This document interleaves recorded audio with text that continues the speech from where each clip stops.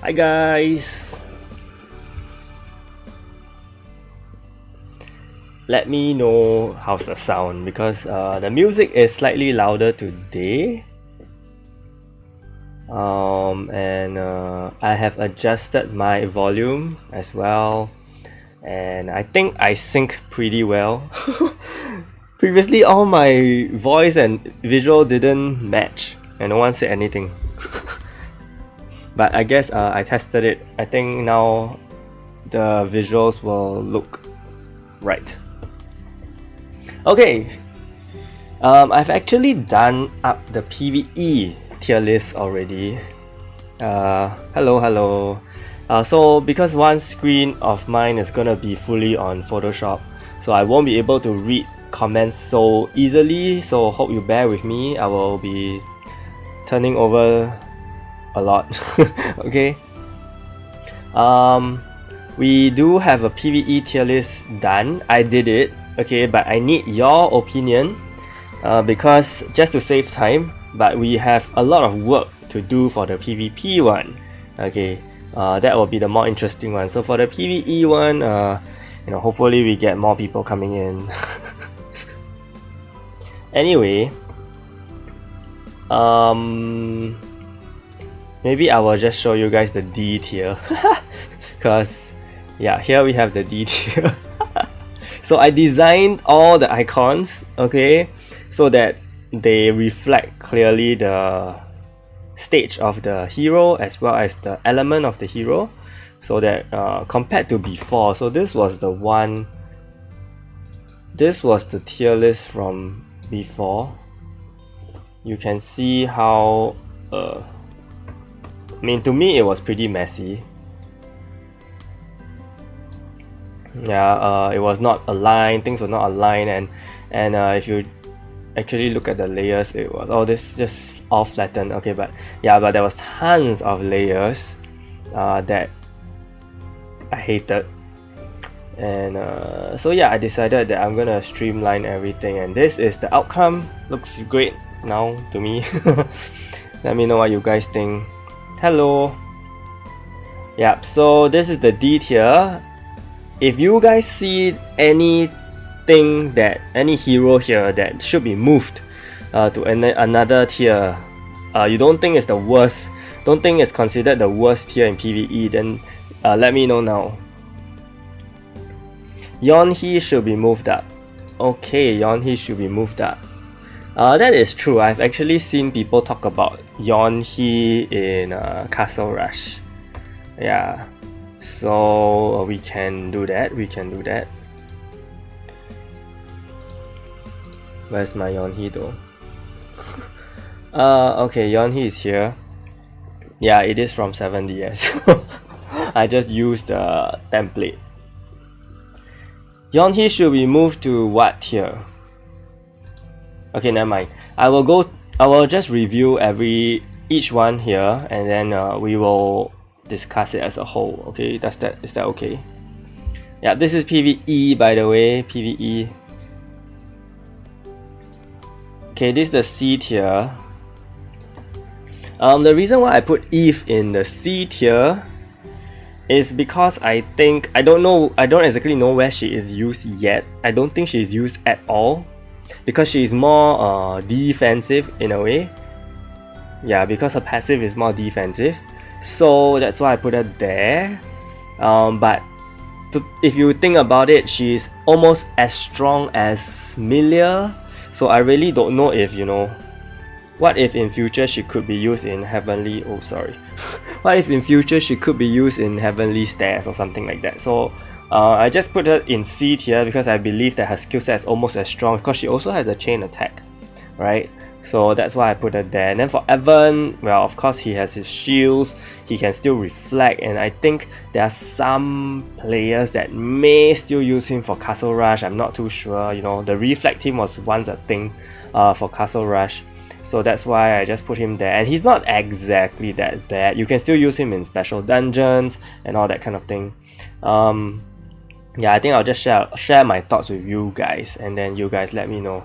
Kagura is here because she has a 20% block rate down. Okay, 20% block rate down.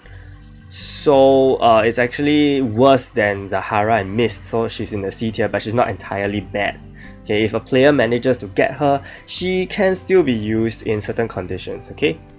Fi is good for Guild Raid, Brilliant, Slaughterer. Oh, okay, that I don't know, because I really haven't been playing Guild Raid. So okay, we have Fi and Yonhi that should be moved. That is true, he freezes, right? Let me just note it down somewhere. How do you get to Nightmare Castle Rush? Your guild master has to unlock it. Yeah. Fi and Yohi, okay, will be moved up.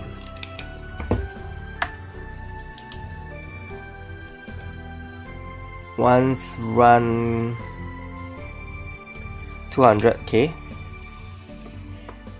Which 200k? Which run managed to get 200k? I realized there's this very weird black space above the whole chat. Okay, but anyway. Okay, then for Vanessa, you know, previously she was actually... I should bring up that old thing again.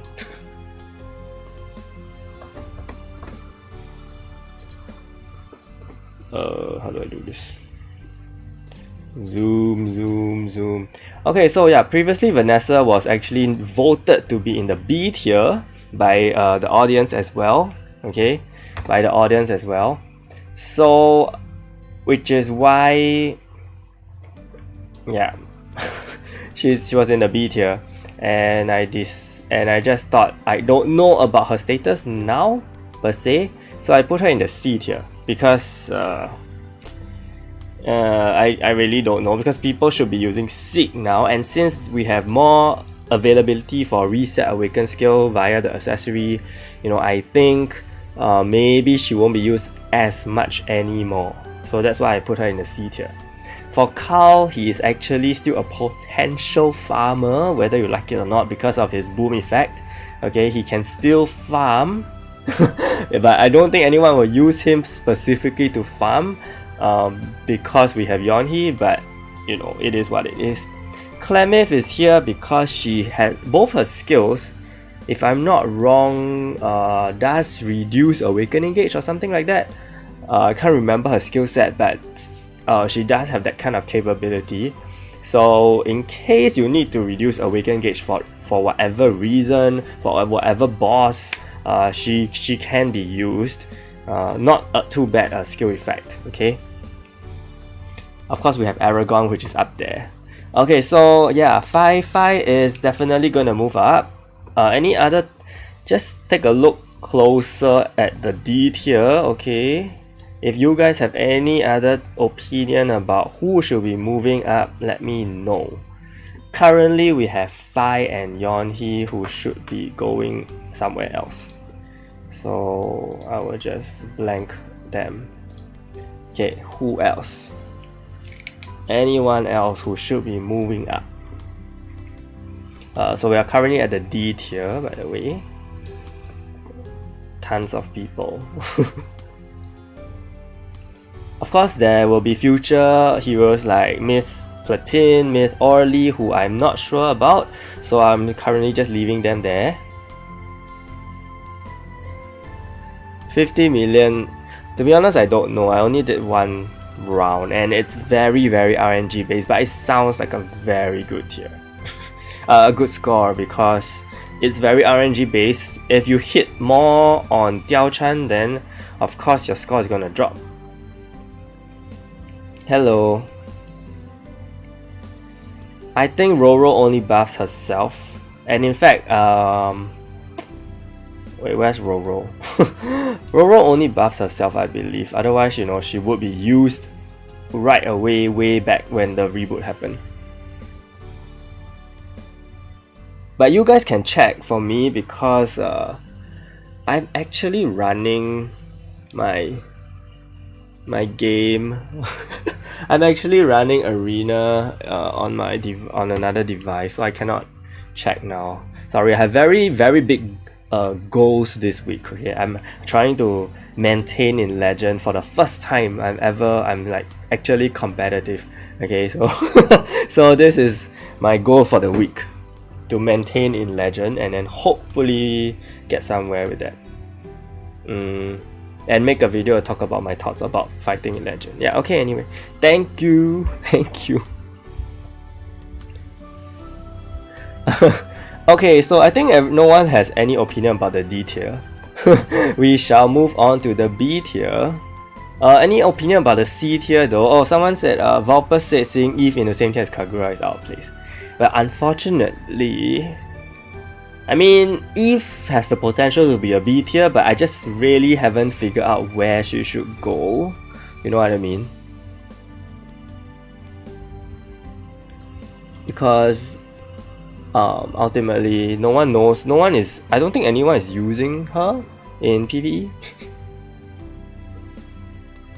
No, I can't. So I'm not actually playing. I'm not actually having the game on my laptop right now.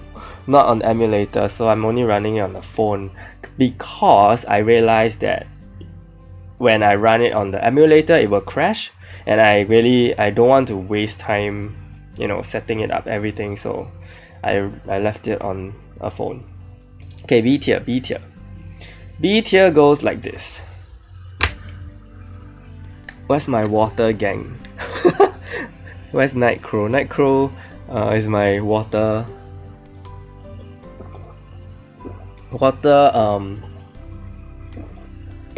reminder. Drink water reminder. Special dungeon gang. No, I did not. B tier. I will do explanation. Ryan and Palanus, I don't think they have fallen from the B tier. Previously, they were also in the B tier. Okay. Oh, sorry, I forgot to talk about Lee. The reason why Lee is in C tier is because he's the only hero with a 2-turn buff duration reduction. Okay. He is the only hero with a 2-turn buff duration reduction on a skill, on a regular skill. I know Red Grid has hers on Awaken skill, okay, but Lee is the only hero with the 2-turn on his regular skill. So I left it at C because sometimes I remember there was a time when we had special dungeon, and then there was this hero that we need to Phi. I think it was Phi. So Phi was immortal, right? And then of course we wanted to quickly reduce her immortality, and then Lee was like actually the best hero for that. Okay, yeah, okay, I read that. Urgent Lave will be moving up, no worries, I will do the shifts. Okay, but the rest, Ryan and actually I made this tier list like 2 weeks ago.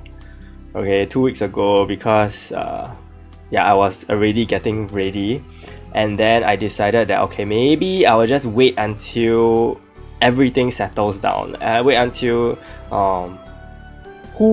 see who's gonna be remade this week, right? Earlier this week, and it was Chris and Skull. So I decided that okay, I think this is the best time now since January is ending. Ryan and Palanus are the accuracy increasers buffers. Okay, Taka is a guild dungeon specialist, but I don't think anyone uses him now. To be honest, to be very honest, I'm very close to throwing him into the C tier. Okay, I don't know what you guys think. If anyone needs to move down, please let me know as well, because we want to make it as accurate as possible. And then I think all these are open to discussion. Okay, the reason why Jave is in the B tier is because there was a certain week where he was, I think he is still used now. Yes, this is PvE. I need to, how do I note it? PvE. Okay, you know what? Editing the title of the stream. New updated PvE, and we are doing PvP as well, don't worry. The PvP one is completely not done yet. Wait, chill guys. The reason why Regent Live is in B tier is because back then when I did this tier list, Brawl did not, I don't think Brawl was like slanted towards Magic team. You know what I mean? There was a period where Shane and Regent Live, I know Shane and Regent Live are both the the best things, the best DPS for Brawl. But there was a period where it was, I think right now it is resistant to physical attack or something like that, you know. Yeah, the previous one was here. Okay, this was in August. This was in August before Sage came out. Yeah, right before Sage. We did it before Sage came out. Then when Sage came out, I just included this. Okay, so this was like in August. The new one is this one. This is the new one. Reginald is good in siege defense. Oh, cool. Okay, so Reginald is definitely gonna go up, don't worry. Okay, the reason why I put Jave here is because there was, I think right now in the Heavenly Stairs, he is actually the fastest DPS in the floor 1 and 2, if I'm not wrong, okay? So he has a lot of PvE potential still, so I decided to throw him there. And he's also used in Brawl for his 7 Knight passive. And in fact, I think in that light, all the 7 Knights should be pushed up to at least a C, right? Because they are all used in Brawl. Okay. I think if you want to consider Brawl, right, then you also need to think about all the crazy faction passives that they are used. So I think all the 7 Knights will go to at least a C tier, and then if they have other users in other places, then of course they'll be higher. So someone like Spike here will be going up as well. Okay, Spike is going up. And who else? Is there other factions that I need to take note? I don't think anything here is actually used in Brawl. Right? You may use a Red Grid. You may, because she's a Celestial Guardian and that boosts magic attack. You may. And then all the Demon Lords, I don't know if you will use a Wukong. I don't think you should. Do people use Wukong? I think the better Demon Lords that are used. Yeah. Okay, so continue on the B. Ace is there for crit rate and crit damage. He's a very cheap version of Yuri and Freya combined. Okay, but he's a really beginner version, so for newer players, you know, who have an Ace, they can definitely use him in raid. Okay, and if you are a new player listening and watching this as well, you can use Ace as well, okay, for your raids, for extra damage, especially on the Veliger team. Okay.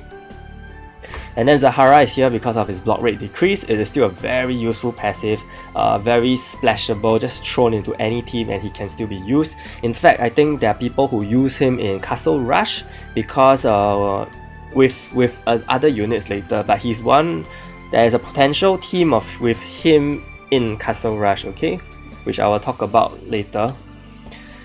Chris, okay, someone said Chris should go up. But this is PvE, remember. Why Miss isn't there? Because Miss actually can boost lethal rate and crit rate, I think, or crit damage or something like that. Because Miss actually has more things than Zahara. Remember how Miss was actually used to replace Zahara, right? So I think Miss deserves to be a bit higher, even though I don't think anyone would use Miss, but you know, based on that skill difference itself, I think she should be in a higher tier. What do you guys think? Or should they be in the same tier? Yeah, but someone said Chris should be higher, but this is a PvE tier list. The reason why I put Chris in B is because he can still very effectively help you clear Avenger. I know it's not a very big thing, okay, but it is a very valid thing, and if there are players who still face difficulty in Avenger, you can definitely use Chris, and I think some other thing you can also use Chris. I can't remember, there was this video I did, and then people were like, you can use Chris to cast death and then things a bit easier. Yeah. Can't remember what mode was that. It has to be Avenger. I can't think of any other mode that allows you to use death. Right? Yeah. So Reginleaf is going up. I will remove her here. Okay. Karin, because heal and revive. I didn't actually shift much from this one. Yeah, so this was the B tier we had in August. Okay. Oh, event territory. Yes. Yeah, okay, event territory. You can use death, so that's awesome. Karin is actually here. This was the one in August, so I don't know where exactly to move her. So if you guys actually think she should go down or something, just let me know. So someone says Karin should go down. So is that a consensus? Hello anonymous. You didn't miss much, I think. Well, only that certain heroes from D and C are going to go down. I'll go up. Okay, so Karin, I think she should go down. Okay, Karin is gonna go down. Karin is gonna go down. In that case, I will put her to C tier. Nia is in the B tier. No, PvP is not done. PvE. Nia is in the B tier because she is still an awesome farmer for a lot of people. I know there are definitely still players who use her over the ones that I have constantly recommend. Why is Karin in the B tier? Good question. I don't know what discussion we were having back in August. People were saying her revive was useful or something like that. Yeah. So she's there. I mean, I didn't specifically feel that she should be there, but yeah, majority wins. So majority can win now again. We'll push her down, okay? Nia is B farmer. B farmer.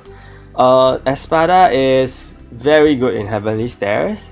Okay, but now she's kind of being replaced by a lot of other heroes.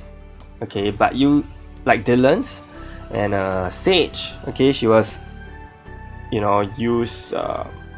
She was used, but then now she isn't. However, I still realize that she is being used as a DPS because of her very quick skill animation, which is only for floor 1 and 2. So I think she still has some viability, and she does provide bleed immunity for Heavenly Stairs, so she definitely has a use. And if you are a newer player who don't have all those mythical awakened heroes built out to tank in Heavenly Stairs, I think Espada has a lot of potential there. She's very easy to get. So if you do need to climb in Heavenly Stairs, just a little bit, you can use Espada as your support. She's basically the Rachel for Heavenly Stairs, okay?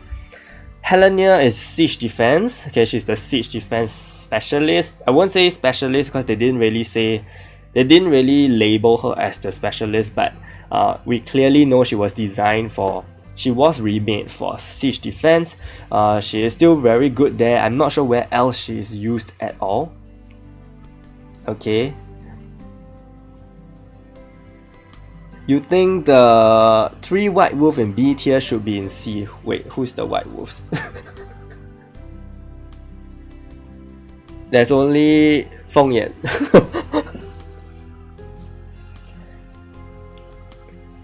Hello. What is a support hero? Do you mean support hero? To me has two definitions. One is really the light element support hero, that is the typing of the hero. The other meaning of support to me is how the hero really helps the team. And most of the time I will use the definition for most of the time I use the word support hero to describe a hero that helps the team. Yeah, not so much the heroes that are the green element, you know what I mean?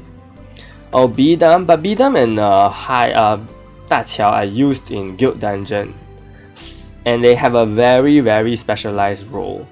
and that is to prevent formation change. Of course, you can use red grid now. So yes, I may think about moving them down. Okay, you may use red grid now, but I need to verify one thing. Can someone verify for me what is the speed for red grid? If you are in the game, okay, I need to know the speed for red grid because the speed is very important. If red grid has a lower speed, then in fact I think she should be the one that is pushed up.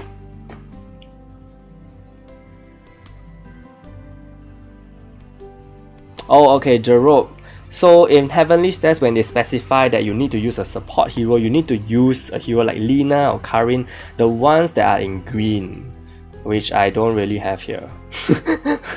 The green hero, yeah. She has 32 speed. Can you compare the speed with Da Qiao and Bidam? For me, thank you. The reason why I say speed is important is because you don't want a hero with that kind of effect to have higher speed than Shane. You want Shane to be able to attack first. And I know Da Qiao is actually someone that has higher speed than Shane, which is very dumb. Yeah, and Bidam has lower speed than Da Qiao somehow. Okay, somehow. So that's the thing that that's the thing that is very important. But nonetheless, all three of them, okay, I think red grid deserves to go up then. Oh no, I don't think I can move red grid up because she only provides immunity for 6 turns, which obviously in Guild Dungeon you were gonna go for longer, right? So these two, you know, they still have a very specialized role, and it's the same as Ryan and Pelinus. They also have a very, very specialized passive. So the reason why they are in B tier is because they are still used for that purpose, and no one else can kind of replace them. Yeah.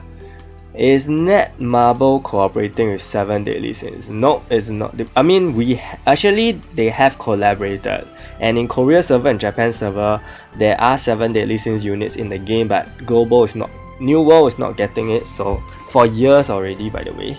So yeah, I don't think they are ever coming.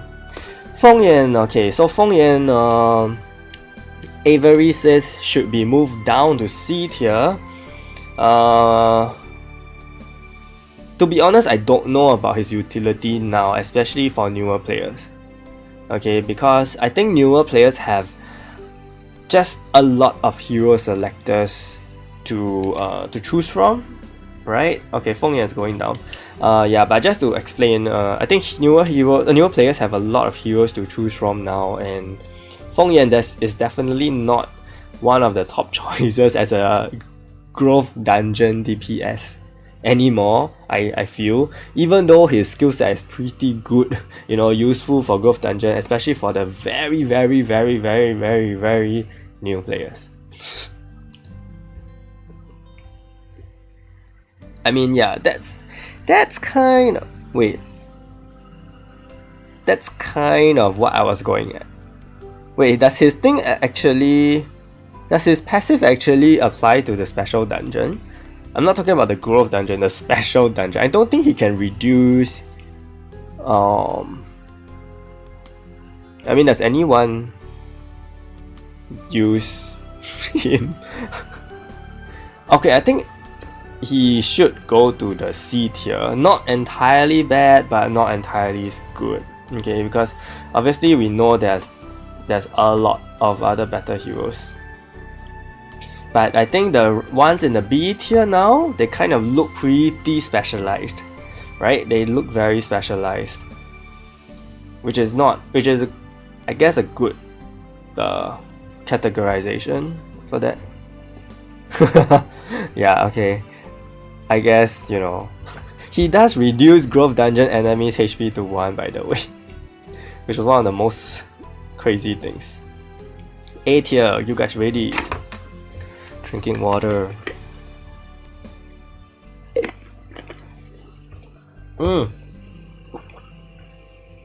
A tier.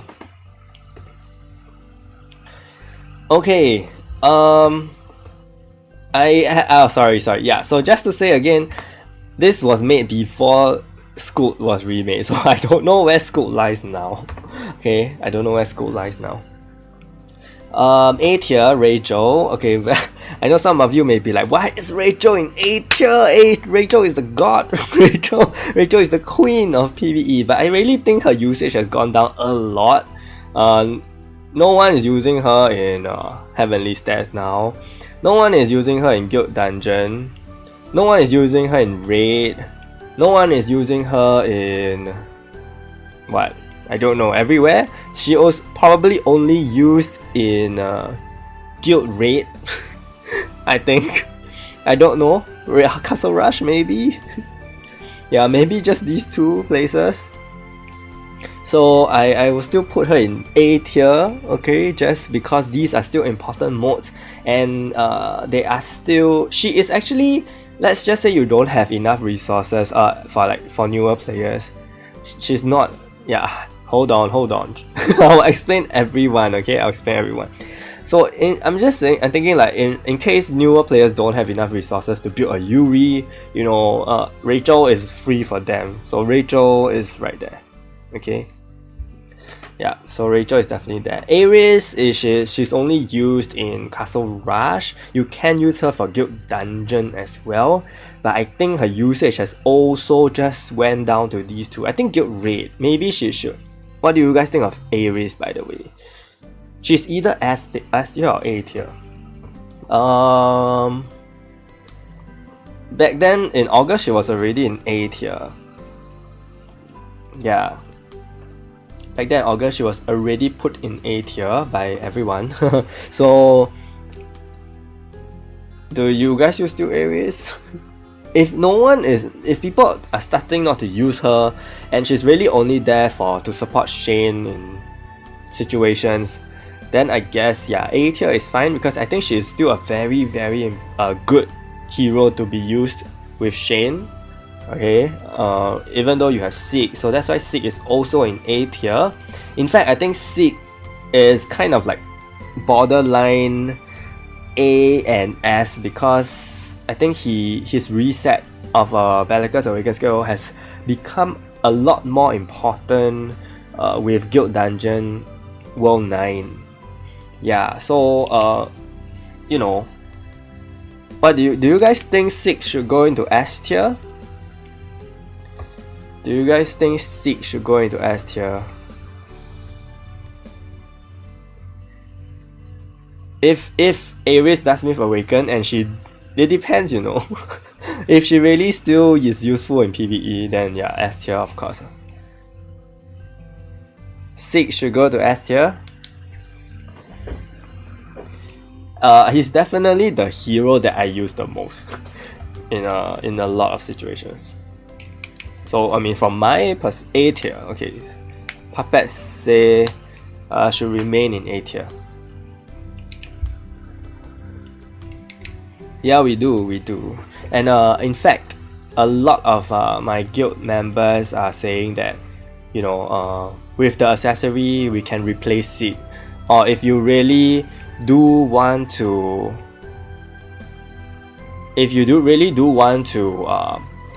rush 3 awakened skills in one guild dungeon phase, you can use Sig. But with the accessory, in fact, Sig may just see a drop in usage over the months. Okay, I guess Ares will be in A tier. Yeah, cause I think she's pretty okay, not too bad, but not like super good. Rosie, okay, the reason why I put Rosie in A tier is because she has in fact she is actually very good, but you may or may not use her, and she's not very easy to build either, right? She can be used in any Velica team, which is awesome. She has a great buff for Velica. She protects your whole team from additional raid damage, because she reduces damage from universal enemies, and she also reduces damage from 5-man AoE, which is completely what raid is all about. She may go up. Okay, I'm just giving you guys a heads up. Her utility may go up when rate expands, which is coming really soon. Okay, which is coming really soon. So her utility may go up. She may be S tier when level 9 rate come out. I don't know for sure. Depends on how hard the boss hits, depends on how fast we can clear the floor. Okay? But currently I don't think people are using her, but one of the reasons for that is also because she's not very easy to get. Okay? And she also interferes a lot with Berserker rings because she's reducing the damage you take. Right? And for the Berserker ring, if you use a Berserker ring on Valika or Shane, you want damage. You want them to take the damage. So she actually goes against a lot of Berserker ring DPS builds, and that's why I put her in A tier. Okay? And Miss is here because, yeah, same reason as Zahara, she has instant block rate reduction. So if you just want to use a hero like, if you just want to throw her in for special dungeon in case, you know, for certain bosses that have probably very high block rate, because it's all rigged. I think all the special dungeon bosses are all rigged. They have very high block rate. So if you just want to throw her in for a precautionary measure, you can do that. If you want to throw her in raid teams, you know, if you don't have a very strong raid team yet, you can also use Mist. Okay, Scoot. Scoot just got remade. Previously, okay, this was designed based on her previous skill set. She was a very cheap magic version of Fenrir. Right, she was a cheap version of Fenrir for a magic team. Right now, I don't know where is she. It's 9:07 PM for me. Scout, because she does have increased damage on offensive and universal, so I think her PvE usage is pretty solid. Okay, her PvE usage to me is pretty solid, but that remains to be tested because my guild leader tested her and realized that damage wasn't impressive, didn't really increase that much, but we have to test again, you know, after guild season is over. I do think she has a potential. I do think that with Scout, raid runs could potentially become even faster. Okay, and I think when you're moving on to level 9 raid, you may need to use her. Just saying, you may need to use her for Valika teams. Okay, you may need to use her. Okay, and in that aspect, I would probably have to move live streamer Scout down somewhere. Maybe, okay, we'll KIV, or maybe move Scout up. So Scout is problematic right now. Okay, see you. We have Rudy. Okay, so why is Rudy here? Rudy is actually pretty useful in PvE, to my surprise. Okay, many times I don't use him, but a lot of players always come back to me saying that you can use Rudy for this, you can use Rudy for that, and that applies to special dungeon especially. Many players come to me saying that your team is too good. You know, for special dungeon, you are doing it too easily. It's not so easy for newer players. Okay, so here is what I'm gonna say. If you are a newer player and you find it difficult to do your special dungeon, you can always bring Rudy. Yeah, like what Saltwater is saying. You can always bring Rudy. Rudy is just that easily.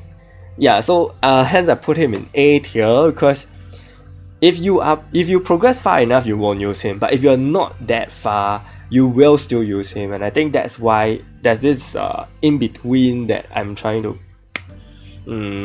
find a balance with. I think A tier is the best place for him. Okay, so I guess everyone agrees that he's very good. But I don't think he should be S tier because he's not like a must have, but he's very good to have. And in fact, all the A tier heroes are good to have. Yeah, good to have. They may no longer be used that much, but good to have. Why did I put Truth? Okay, so some of you were thinking, why is Truth in A tier? Like, who even uses her? Now, if you actually go, the reason why I put her there is because every new player, okay, every single new player coming into the game will get a free Truth. The reason why I put Truth in A tier is because she is actually used in dual raid for stun immunity. Simple as that. Okay, if you go and look at the top team in dual raid now, I think Truth is in the top team, or at least the second team that's most commonly used. And she is free. Okay, so to benefit newer players and to benefit people who actually have difficulty in dual raid, you can use Truth. I personally use her. I personally don't use her. I use Yui for silence resist instead. My stun resist is on my. It's a trait. Okay. Yes, and Truth is good for brawl because she hits hard. She hits fast, and I think she's a Celestial Guardian, so she also boosts magic attack for Regenerative. Yeah. So that's where she is. I think she's very good. Lina, I don't think I need to talk much about Lina. Okay, everyone's probably has used a Lina. Maybe definitely not so much now because Yuri and Fenrir have conveniently replaced her. Okay, so I think she's still good because she does have the healing capability. So in case for some reason you end up needing a spot for a healer, I think you have Lina there for you. The reason why she's in A tier is also because you need to use a skill to cast all her buffs. Okay, and it's very time consuming to use her. Right now you no longer need to do that.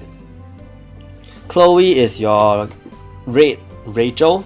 Okay, oh my god, I label her as magic. Okay, I will note that down. Chloe to change element. Lol. Yeah, Chloe is A tier. Okay, some people use her, some people don't. Okay, some people may already turn to Yuri alone. Some people may still need Chloe, especially newer players, because obviously Chloe is a lot easier to and more common to build because she's a support type, right? So Chloe will be in A tier. Hayoung is a very good defensive support healer, okay, compared to Lina, who is offensive based.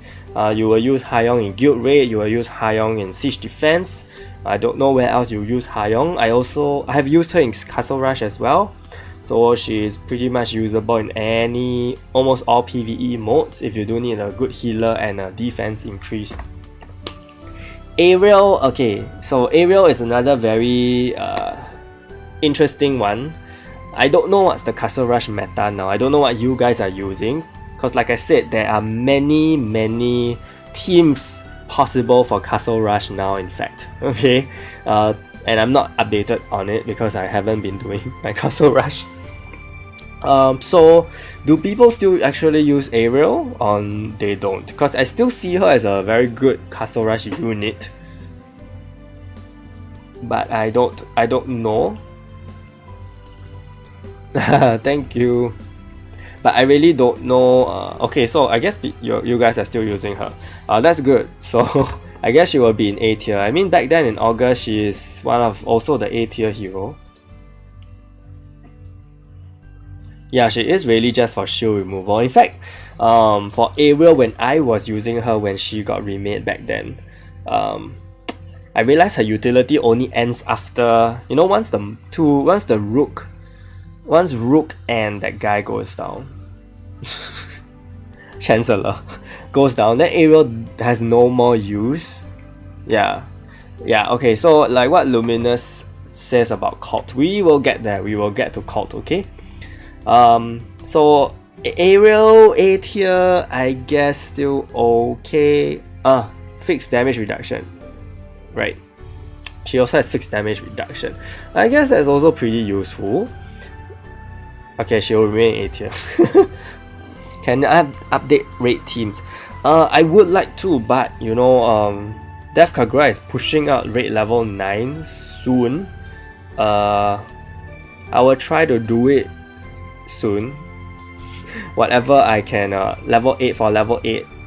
I mean, yeah, I'll try to rush that one, but it will become somewhat invalid unless they really change things up for level 9, so yeah. Then we have Soy. Soy is used in Guild Dungeon, but I don't use her at all now because we have Yuri who can remove buffs, right? So Soy is actually not used as much in Guild Dungeon anymore if you are a very competitive player in PvE. But she still has very good buffs because she increased lethal rate by 30%. She increases crit rate by 20%. Okay, for Guild Dungeon purpose. So if you are in a team, if you are a newer player and your Velica is very not well built and you do want to play your Guild Dungeon, you can use Soy. Seems like a lot of people have never ever used Soy.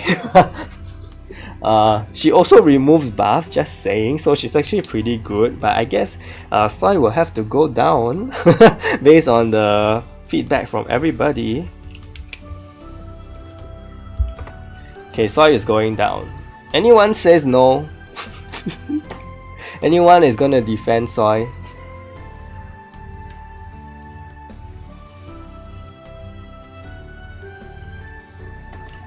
Okay, no one is gonna defend Soy. Okay, bye Soy. Soy and Feng Yang are both going down. That's really sad. Okay, next is Aragon. Aragon is definitely A tier, right?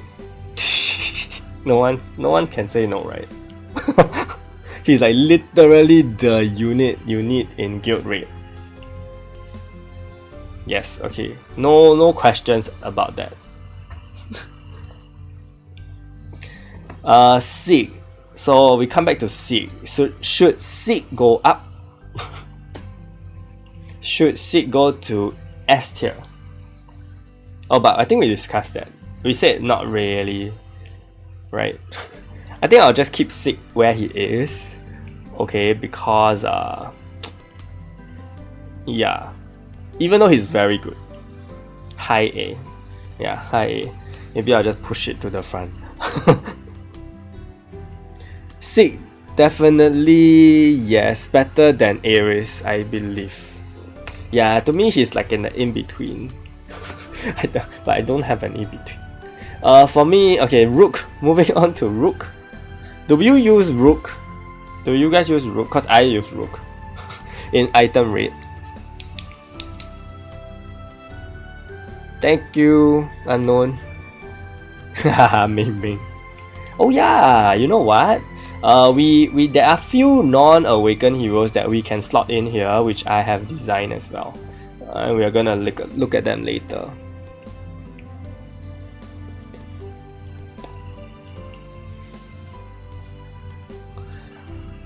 Okay, so people still use Rook. Oh! Let me know what you guys use in Castle Rush for specific days, because I really don't remember the skill set. So I really can't. I don't know what's happening in Castle Rush now and what units you need to use. So if there's any single unit around here that suddenly you remember that, oh, I use him in Castle Rush, let me know. We can try to adjust where he's supposed to be. So I guess people still use Rook. I do use him in my item raid. I think he's actually better than me using a cooldown increase immunity jewel, because I want my DPS to do the maximum amount of damage. And if I actually sacrifice a jewel for that, for the immunity jewel, I think it actually cost me some damage. Yeah, so I prefer to use Rook. That's for me. I don't know about you guys. How many Seed of Life do I have? I think about 17 so far, or 16. I missed the day, so yeah. Finally, we come to Nox. I think Ben was asking why is Nox there. He is mentioned in my farming video as the best or second best farmer for 610. For newer players who don't have a Clio, or I mean you cannot not have a Clio, but but if you don't have a very properly built Clio for that, you use Nox. Nox is gonna help you farm your soul shards. So I think Nox is definitely the best farmer that people can have easy access to. Does it mean that Cleo should be in A tier? If I were to put in the non-awakened heroes, I would put her in A tier. I mean, I use her every single day. I see her every single day. I mean, I don't know about you guys, but I use her every single day. But she's very difficult to build for a newer player, so it's very, you know. Are you serious? You need to use the Rudy strategy. Rudy to shield, and then you just hit her hard with everything you got. So I think A tier is pretty much settled. Everyone seems to agree, thankfully. We come to S tier. Ta-da!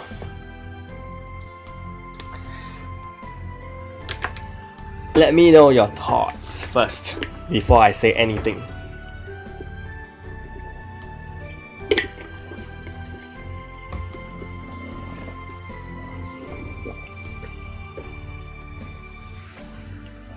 Okay, so we have a question about cult.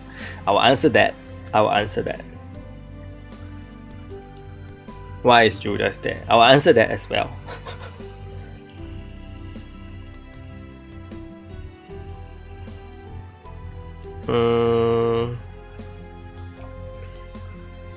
Any more questions?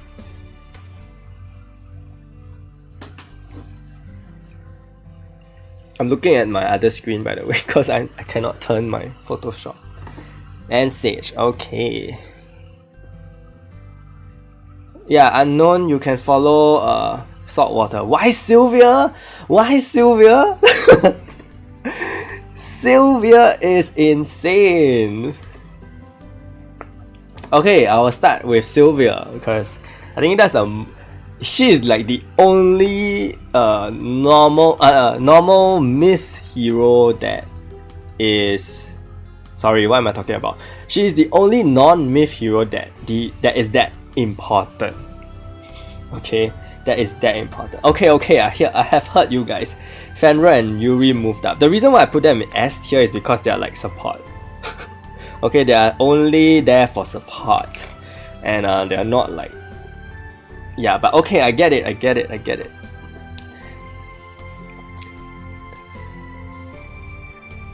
Yuri, no, Ben, you forgot Rosie, and live streamer school. Okay, but back to Sylvia. Sylvia is so good because she's the easiest hero to build that buffs Velica 50% magic attack increase. She is the Rachel for Guild Dungeon, which is an extremely competitive PvE mode. Okay, she is definitely crazy good. Yeah, and yeah, that's something I always forget is she also increases accuracy. So she actually she's the one that pushes Palinus and Ryan all the way there. Yeah, so she has so much packed in her. The reboot really pushed her to be one of the best support heroes, which is very surprising considering how, you know, she's not really some very main hero, you know what I mean? Yeah, but Sylvia, you must have a Sylvia. If you don't have a Sylvia, there's a lot of things that you are lacking, okay? Your account is lacking. Okay, I know Fenrir and Yuri are gonna be pushed to the SS tier, so I'm gonna just hide them now. Rin is actually used for crit and lethal damage increase. Crit and lethal damage increased. Why is Scoot in S tier? You mean this Scoot? Not this Scoot, right? You need to. There's two Scoots, by the way. Why Fenrir? Why not? Why not Fenrir?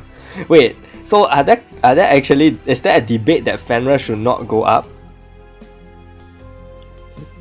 We need to debate about Fenrir and Yuri now. Back then, we did not put them in SS tier. We only put them in S tier.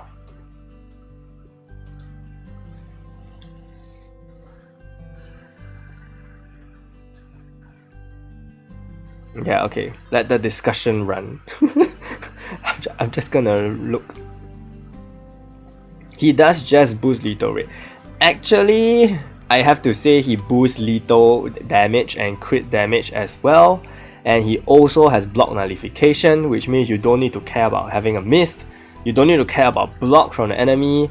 He also has life control, so you don't have to care about enemies converting your HP to 1. You know, in Guild Dungeon, he is like insanely good. Somehow I feel like he was made for PvE, but he just got roped into, I mean, yeah, he's awesome in PvP too.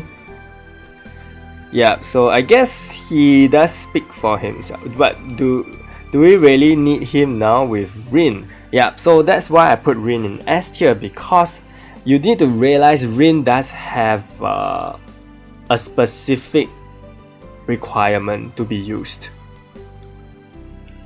Rin has an insanely specific requirement that requires 4 air magic heroes, and I don't think, you know, you need to consider newer players as well. I mean, the whole tier list has to make sense to a new player and an old player.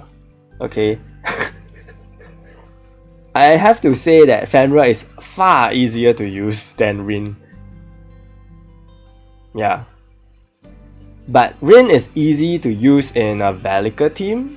I don't think you will use Rin in a Shane team. And Fenrir helps Shane so much. You know what I mean? Yeah. Yeah, the soy, I know the soy in Guild Dungeon has very high HP has the HP conversion thing. So yeah. Where's Dylan's? Well. Okay, hang on. Yuri should be S tier or SS tier? The reason why I think Yuri should stay in S tier is because I won't really use her in a Shane team. Unless I really need to. You know what I mean? Because she doesn't really stack with Shane at all, and she's actually pretty bad for Shane because Shane already has 150% crit damage increase. The amount that Yuri adds on to that is actually low.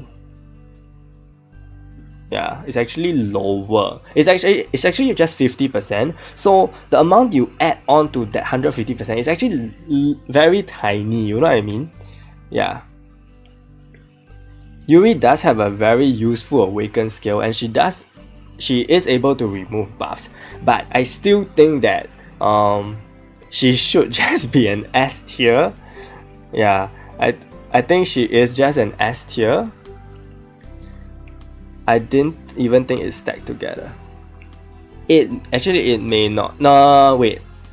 Okay, I have a very big discovery to let you guys know.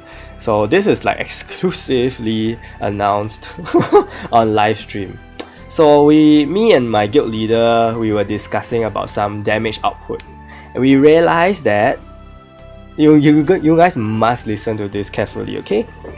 We realized that, I mean, some of you guys probably know already, yeah? But I'm just saying for people who didn't know, we realized that turn-based increased buffs do stack with flat increased buffs. You get what I mean? Which is to say, if you use Yuri and Fenrir together, and you cast Fenrir's top skill, which is increasing crit damage by 50%, Yuri's increase per turn of crit damage also stacks with Fenrir, okay? This is confirmed, because we observe damage increase when we use both of them together compared to when one of them was not there. So I would say that Yuri does stack with Shane, but the increase is gonna be not as much. In fact, it will be so small because 50% compared to a already buffed 150% is not going to add on that much. And her crit increase, I don't think that will stack with Shane at all as well. Actually, I'm really not too sure because it's the same passive, because both of them increase crit rate by 10% each turn, right? Yeah, but that's the thing I'm not too sure about because it's very hard to test an exact crit rate. So I don't think she actually goes pretty well with Shane, but she does have a very good awakened skill that's useful for Shane. She also removes buffs. She's also the Rachel basically, so yeah. Okay, no. Yeah, that's my finding, and then yeah. So now you guys know that it actually stacks. Hello. Hello. Okay, so why cult? Remember I was telling you guys about this new Castle Rush team, right? And this was actually brought up by one of the Discord members. I'm not sure if he's here. I think he should be here. Yos. Yeah. He is actually running Shane, Colt, Fenrir, and Zahara or Mist with Ares. Okay, the reason why Colt is that high up and very good for Castle Rush is because if you look at that team, it actually has 4 offensive heroes, which means Shane is going to be buffed with her passive of increased physical attack by 40%. And Eileen does provide a 50% increase. Okay, so there's a 10% difference. That's fine. But look at the rest of Colt's skill set. She has armor destruction. She has shield removal. She has turn decrease. She has cleanse. It basically just fulfills everything you need for Castle Rush, which is why I think it was like a moment of enlightenment for me when I thought about it, because I think then wow, suddenly Cult was just so good.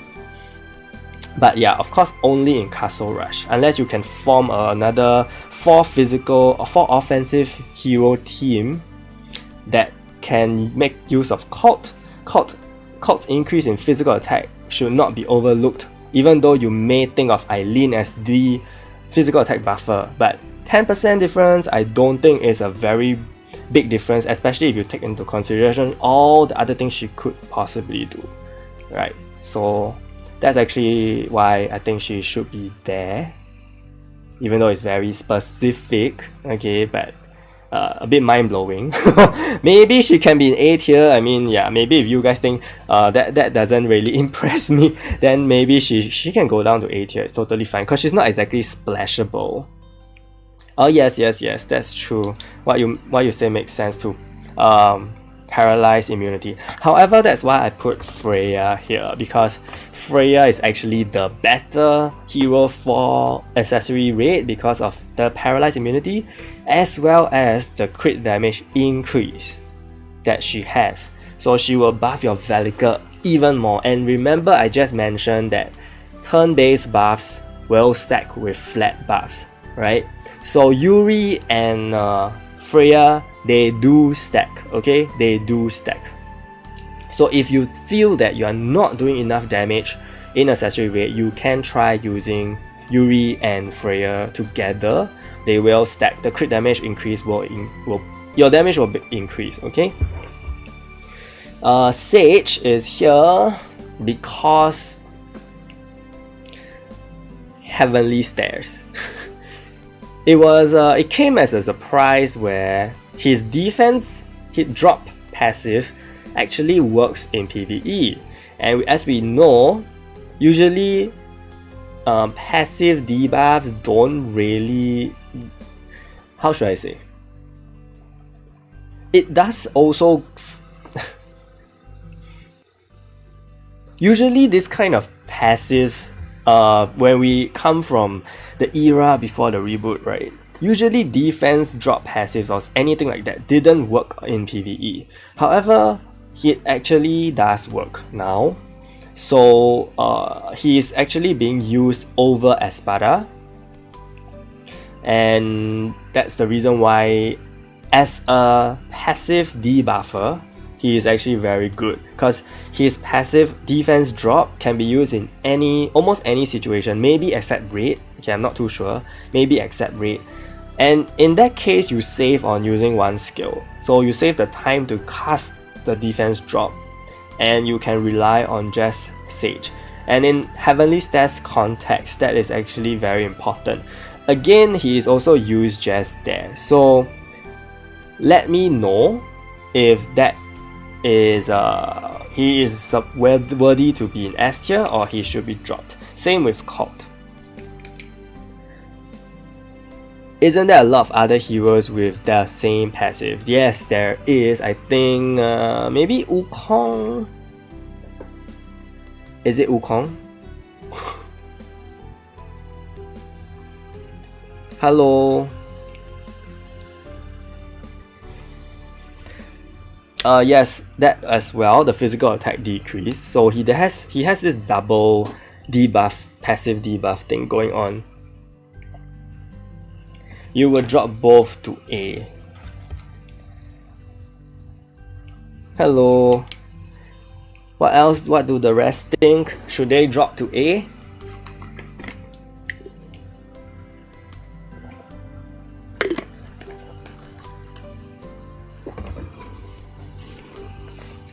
Yep, I agree with Cabbage.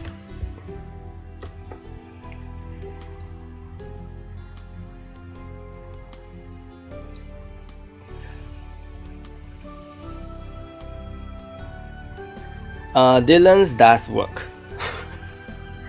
Dylan's does work, and it also, I think it stacks with Sage. I think it stacks with Sage.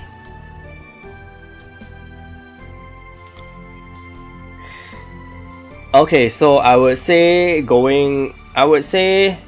S tier is meant for overall good heroes or used in many situations. Then A tier are the ones that are good to have but not a must have for PvE.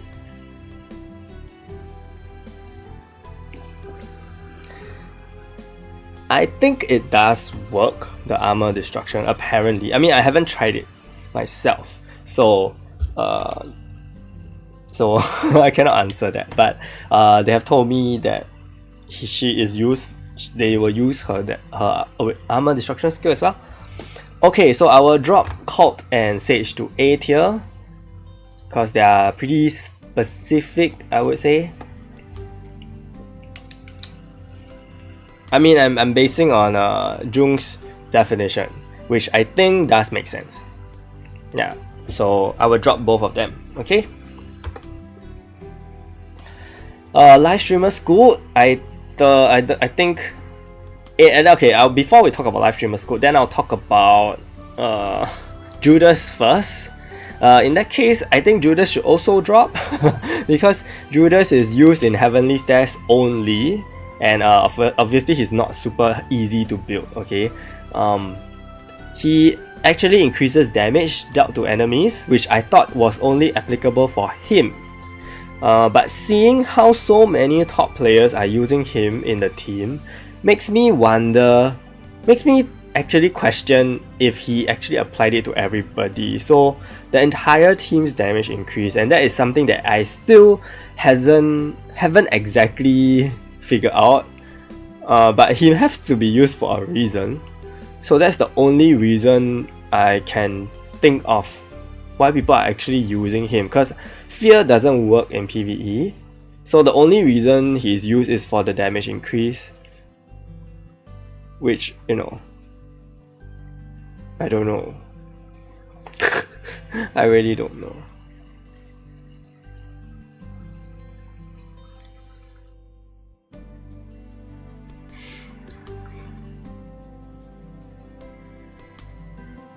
I mean, the thing is here is very vague. It's like damage dealt to enemies increased by 50% as compared to damage allies do to enemies increased by 50%. You know that kind of wording. I can't test it now, and I don't think it's. I can't test it now. I'm playing PvP. I'm trying to maintain myself in legend, and I'm trying to clear my pointer star. I can't play it now. You guys can play it now. I would think it works the same way as Ace way back. Could be the same thing. Could be the same thing. So okay, I'll move him down, even though I think his passive is used in applicable to almost every mode in that, if that's the case. Yeah, but he's not the easiest thing to build, of course. You would push Rachel and Ares to S tier. However, I feel that Rachel is no longer being used a lot at all because there's so many replacements for her, and the other replacements are actually easier to get than Rachel, even though she's pretty much free. Yeah, but you know, if that's the case, I may even start telling people that you should go for maybe go for Rudy instead, because save your if you have alternatives for Rachel, then don't use your 7-night selectors on Rachel, because Yuri is gonna be better, and you're gonna probably use Rachel only in Castle Rush and daily no and what's that, Guild Raid, and I don't even know if they'll be doing Guild Raid. You know, and Rudy can really save you in so many situations. Rudy can save a new player more in many situations, especially in the toughest special dungeon. There is a chance that Rudy can save them instead of Rachel, and in fact you will be using what you call that? You'll be using Yuri now. And Ares, which is why we were talking about Sig being better than Ares. Sig is actually a lot better than Ares. So if your argument is Ares should go up, then I think Sig should go up also. But the thing is, so the thing is going back to Sig. Right? The thing is going back to Sig.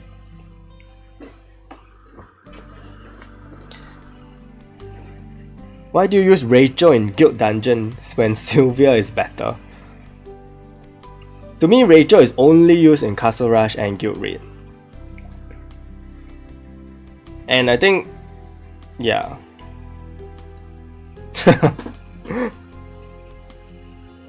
Yeah, so the thing is going back to Sig. Should Sig be in S tier then?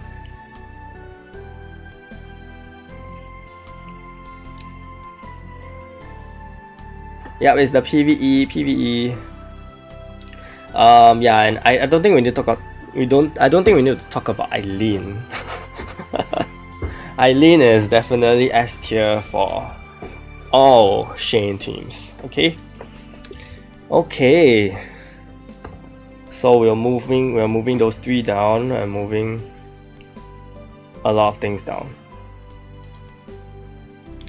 So the S tier team, the S tier heroes, are they okay now?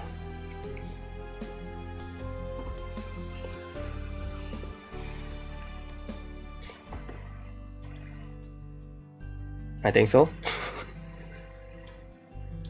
Okay, we have the SS tier.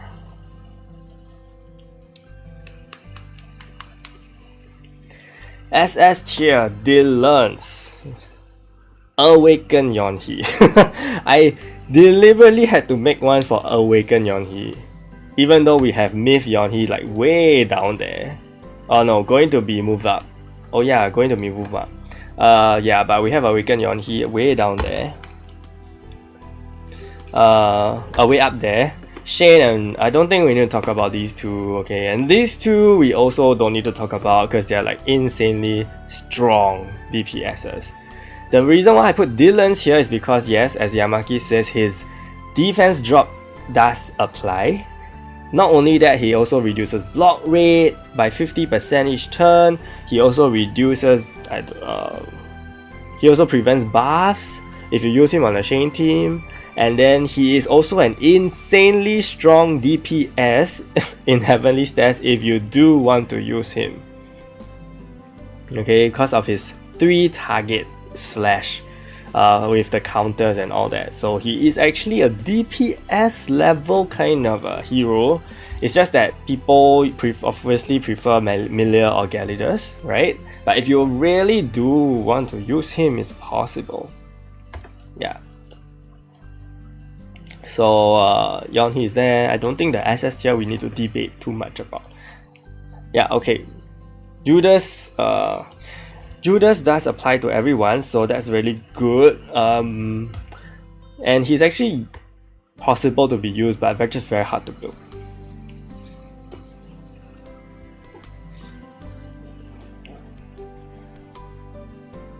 Why Galidus? Galidus is like PvE DPS. Galidus is the PvE DPS. And he hits super hard.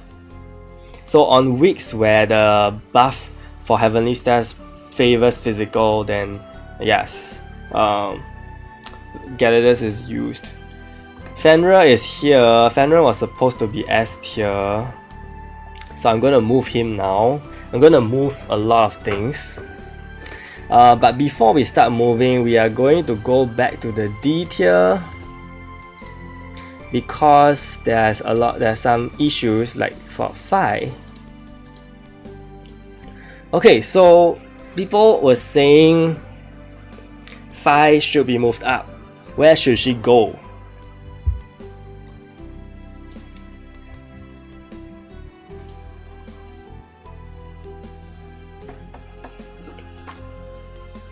Where should she go?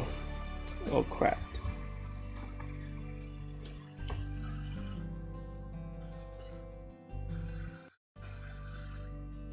I will tidy everything up after the stream, and then I will post it officially, so don't worry. What Phi is used in PvE? Well, the Phi supporters, they are saying that she's used in Guild Raid against Brilliant Slaughterer and maybe, I don't know, Spike because of her freeze immunity.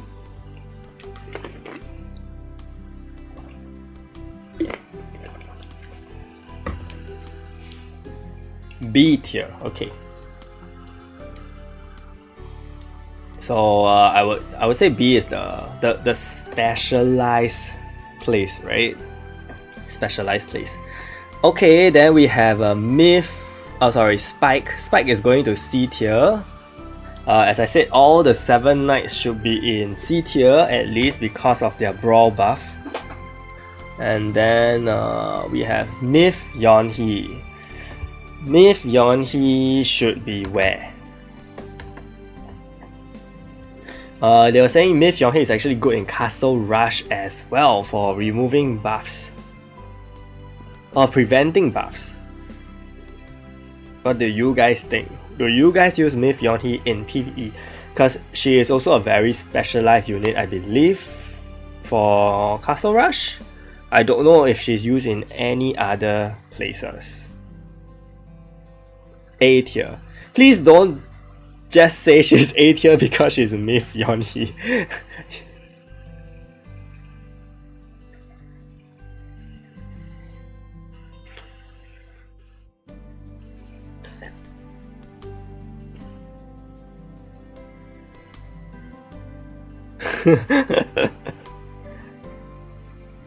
Myth Yonhee, by the way, not Awaken Yonhee, Fernando. Yonhee removes shields. She does. B tier. C tier.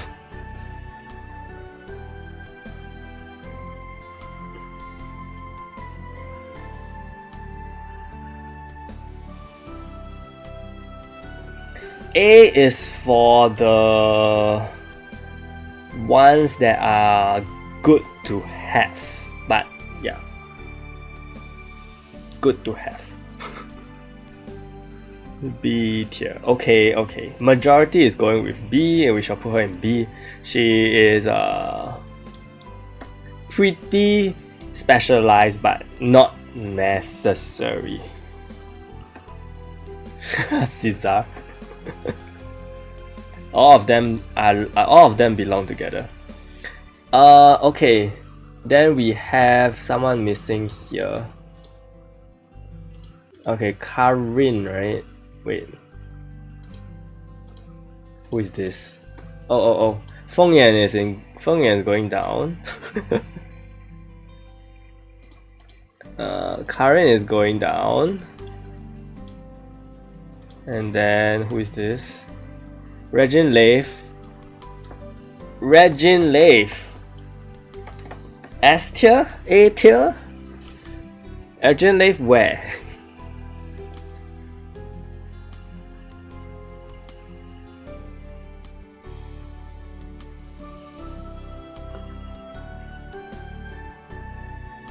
Maybe B for Myth Yonhee. Okay.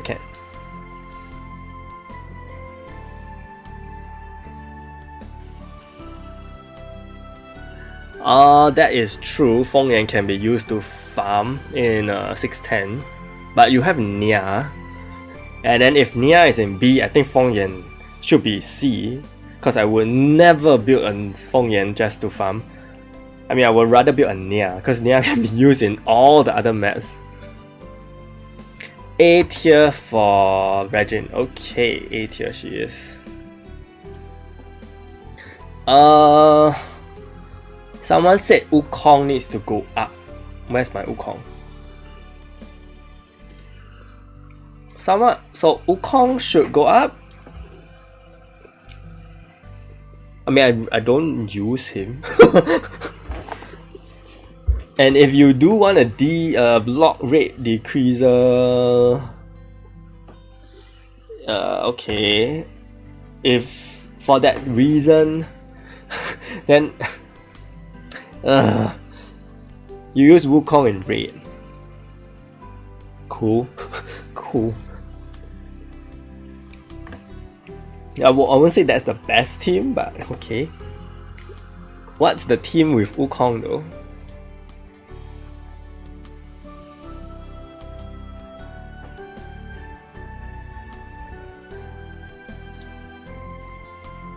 I want a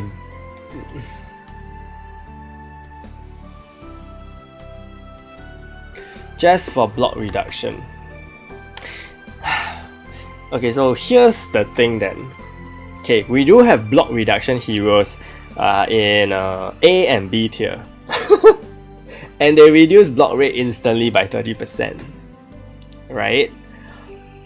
If we are moving Wukong up to match that passive, and he reduces 50%, then you know what I mean?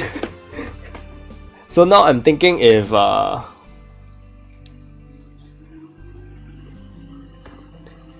Wukong C, okay.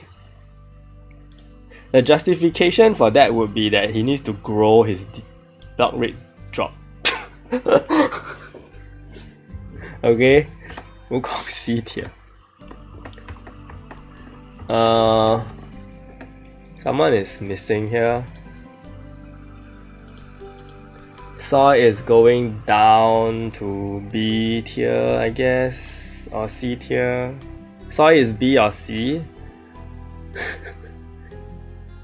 I think she can be in B, because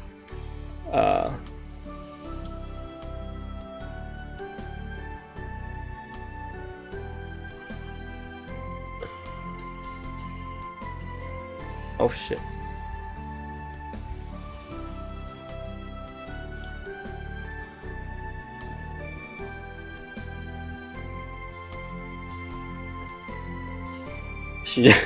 She does have use, but no one uses her, which is very conflicting. But she is actually useful if for a newer player, if, you know, they really need one. They really need a buffer or something. In fact, she almost does the same thing as Ace, so I guess putting her with Ace makes sense. Okay, next. Let me cross out all these.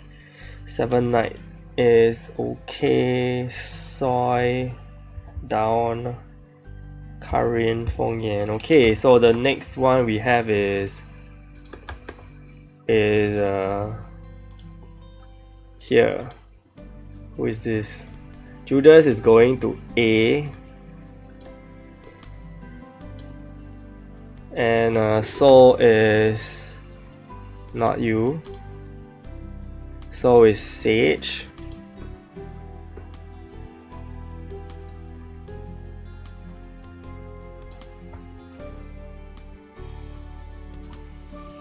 And Cult.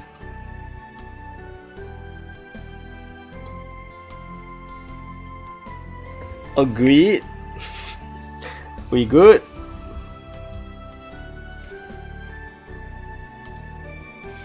So I guess I don't know. A tier, pretty mode specific. Actually that's B tier. But yeah.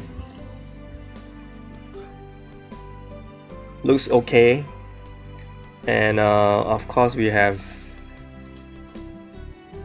Best Boy.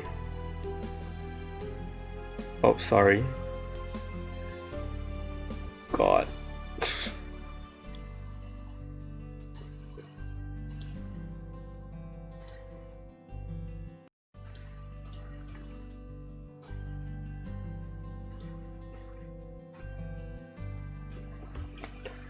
Okay.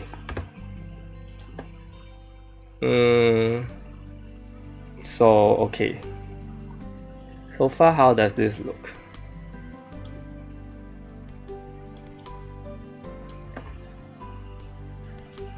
I may even just remove the D tier.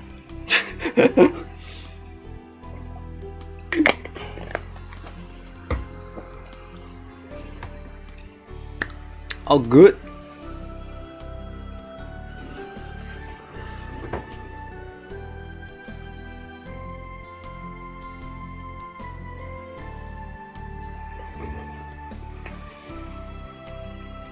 Any comments?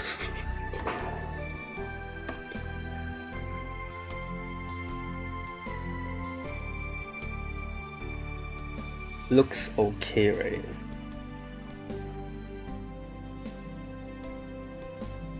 I was just thinking, I was just thinking Snipper. Snipper is actually also one of them that gives formation immunity. And for that reason, he can also be in B, but never mind, Snipper will just be in D. Okay, but there's actually there's some things there's some units that I think deserve a spot here. Okay, and that is this one.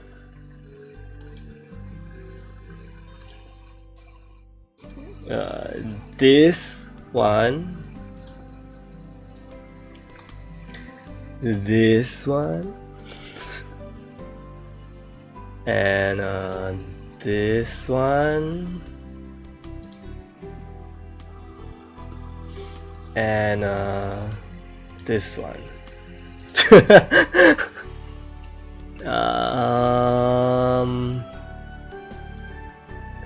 Who else?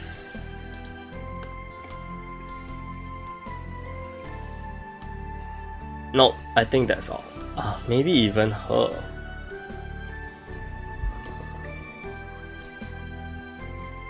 Scoop gives formation immunity. Only for... is it permanent? Or is it just a few turns? Okay, so we have all these special people that are still used in PvE. You know, to be honest.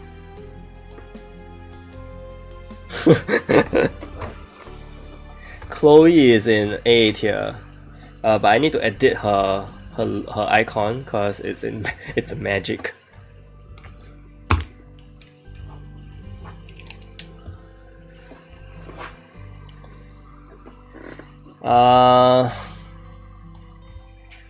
I will definitely put Cleo like in... actually, wait, where's my... oh yeah.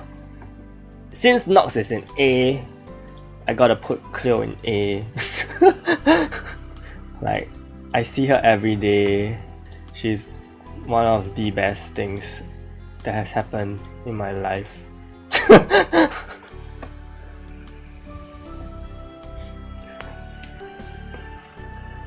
Okay, fine. Fine. She's a B. She's a B. Because she is so specific. Okay, fine. Okay, Cleo is done. Caron. I think I'll just dump them in C. Maybe.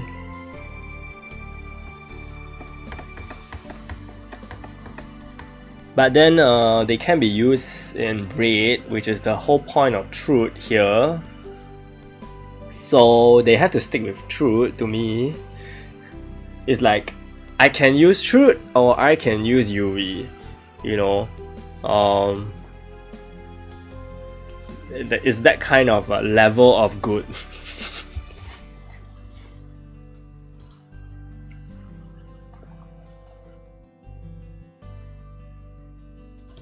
And I think this one, she is going to be in like, oh my god, they are just close. Who was that? Victoria.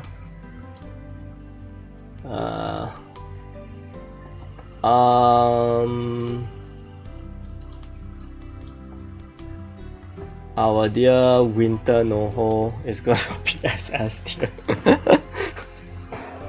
Okay, and then we have Yui, Caron. Caron is actually used in Brawl to this week. If you did use him. I will probably chuck them in B because they have their own unique thing going on, and the fact that truth is free just cannot compete with these.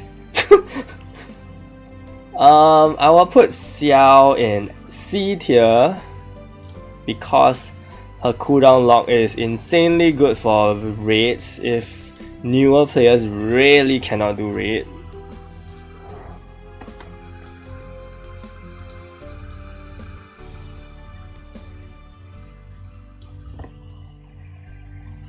Okay, so this is our tier list.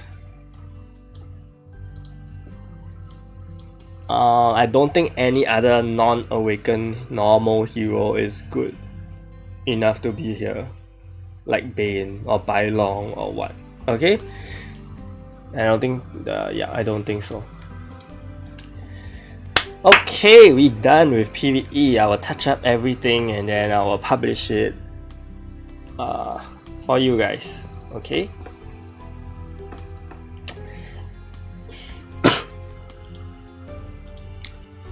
Okay, next up we have the big one.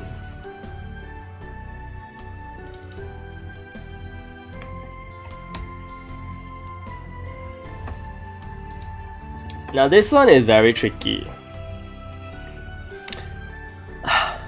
It's tricky because there are certain heroes that can be used in almost any team. There are certain heroes that can only be used in certain teams. Okay, so I'm going to label here, and we are going to judge the hero based on the team type, because I think it makes more sense rather than doing just, you know, a big chunk of just doing like the same kind of tier list we did before. Can you imagine, like, if a newer player looks at this and then sees that Dylan's, Yonhee and Wukong are all SS tier and then decides to use all three of them together? I think that would be crazy.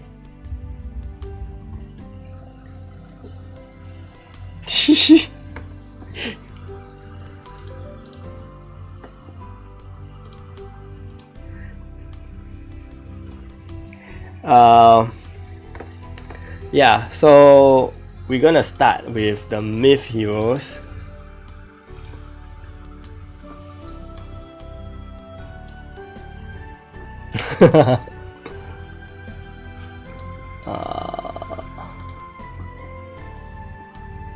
How should I do this though?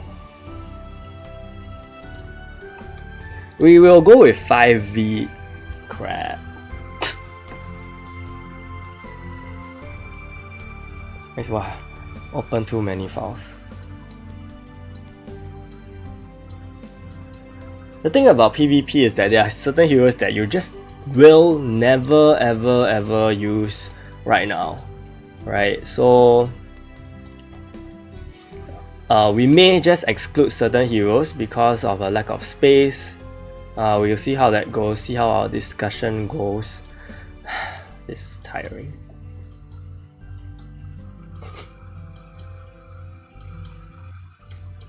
Oh crap. Okay.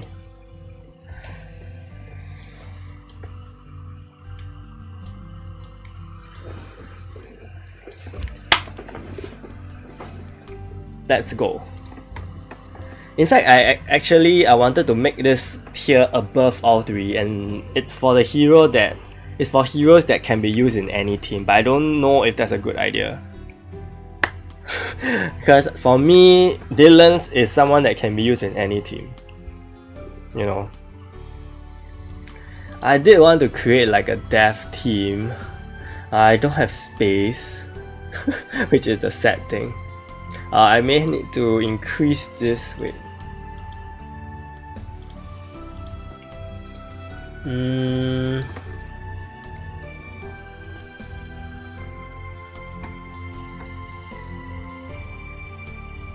Oops, seriously?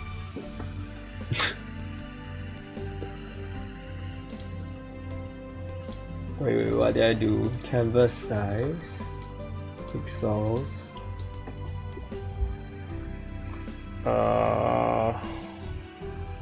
I would think I will just increase it. I'll just make it a square. What is happening? Wait, something is wrong.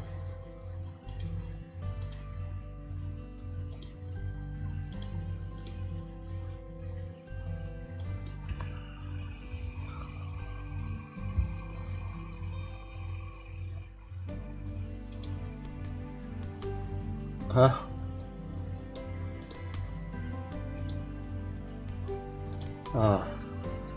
Oh.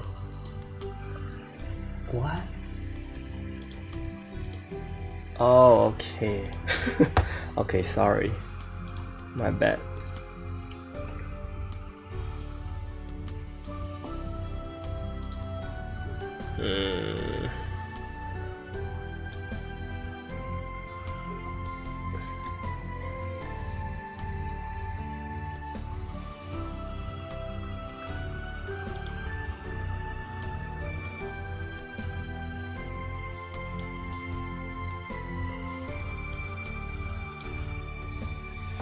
Oh, that's ugly. Okay, anyway.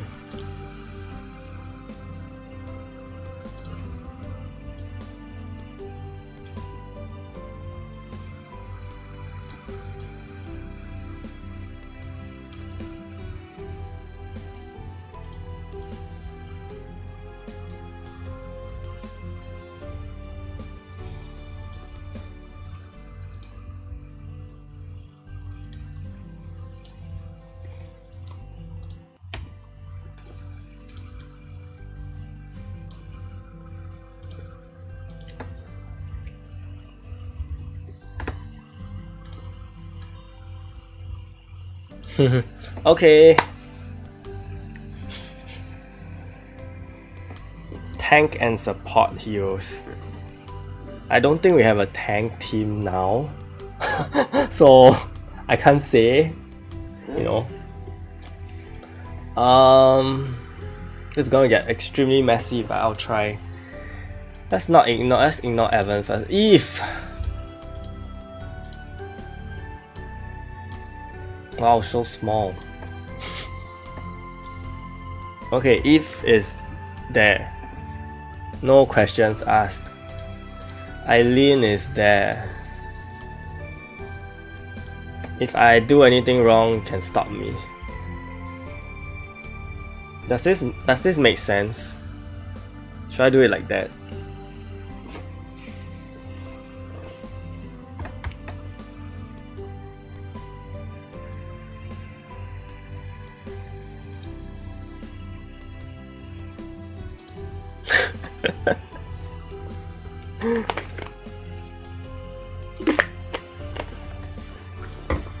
Is universal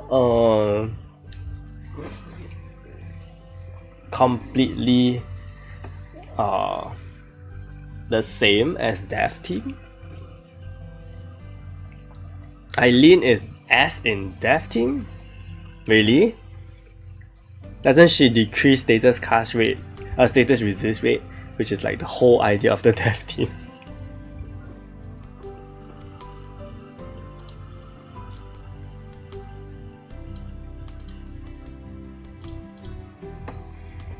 Eve is offensive in SS. SS in offensive. Okay. Yeah, so I was saying like there are certain heroes that are good in almost any team. Eve is definitely one of them. Oh yeah, please know it's 5v5. 5v5. The reason why I split is because it's very... certain heroes are better in 5v5, certain heroes are better in 7v7. That's my opinion. Because I feel like a hero like Red Grid can be good in both, but it's very... how do I say? It's quite tricky. Yeah.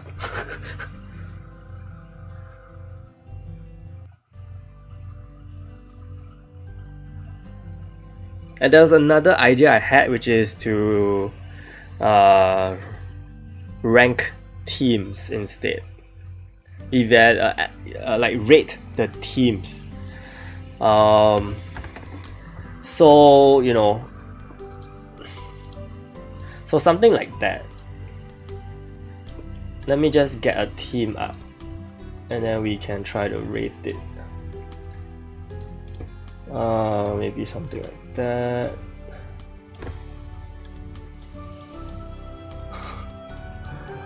Where it's called? Oh my god!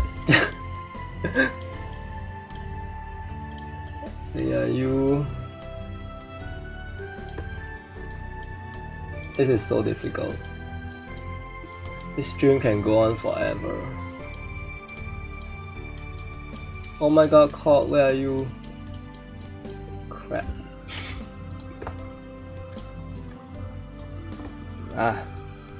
Okay, so do you think it's better if we rate the team? Or do you think it's better if you rate the hero?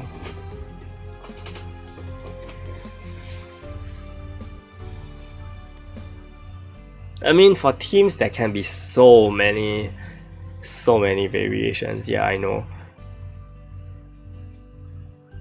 So let me know what you guys think before we move on, because I thought of two different approaches. A team and a tier list will be very unique, and it will be very easy for people to read.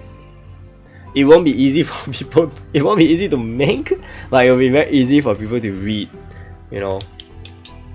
And yeah, then we have things, you know. Then we have heroes like Rudy. Rudy is used in Rudy can be used in any team. That's the thing.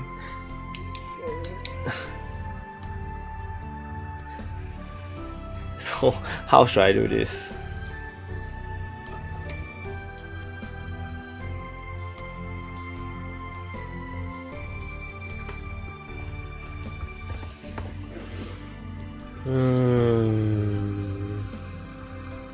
Wait, before we look at individual, okay, so hero, Kevin says heroes in general, so we don't look at teams.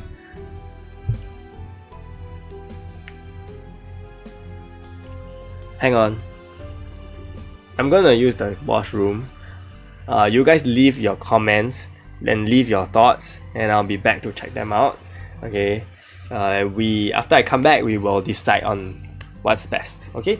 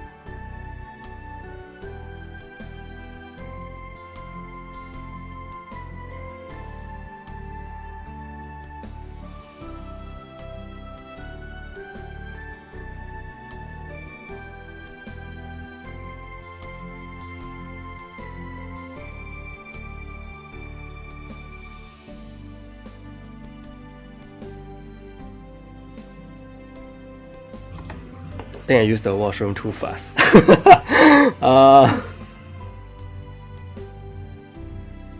So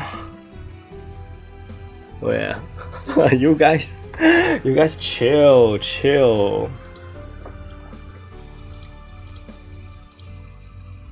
Okay, so I think we will do hero. And if there are heroes that can be used in all teams, we will judge them accordingly. Okay, and then we will see how it goes.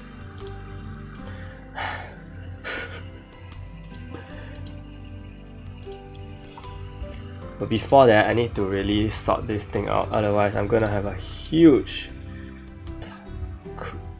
crazy time later.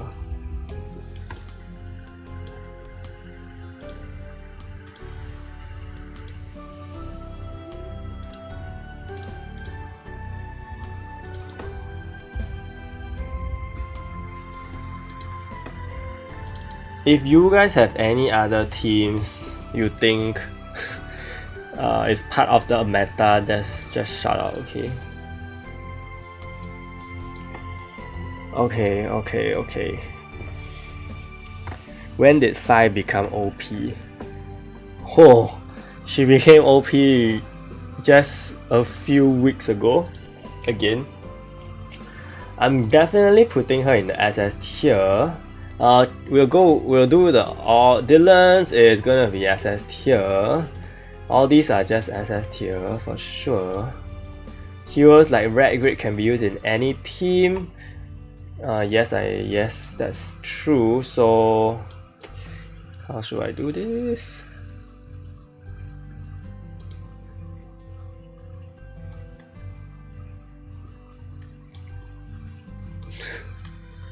I have no clue how to do this.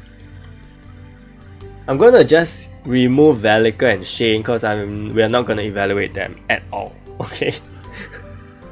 Truth. I really don't know how to start. Okay, we'll look at Truth. Truth first, guys. Truth first.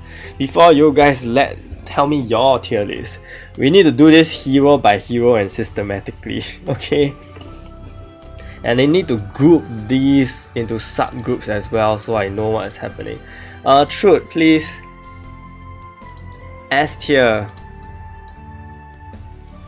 I think she is now an S tier. I don't see her used as much in the top teams for 5v5. 5v5, okay, 5v5. Do you guys agree first with the 5v5 in the... Wait, if 5v5, I don't think we should have Eve here.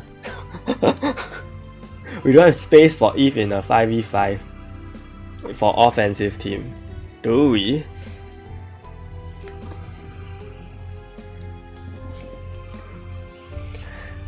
Feels like a good team. I'm just like checking my arena to make sure I'm not dying too badly. Okay, I think I'm doing fine. Okay. Wait, before we go on, do you guys agree with the SS tier for offensive team first? This is a 5v5, I say again, 5v5. So far, okay, all these okay. Cult in SS tier. 5 Red Grid, Dylan's, okay, cool. Okay, Truth belongs in S tier, offensive, that's cool. Red Grid. Okay, would you use Red Grid in Magic team? In 5v5? I would not. I may. I would actually.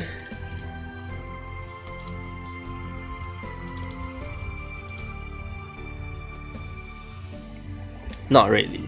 No. Okay. No. At all? This is PvP. 5v5.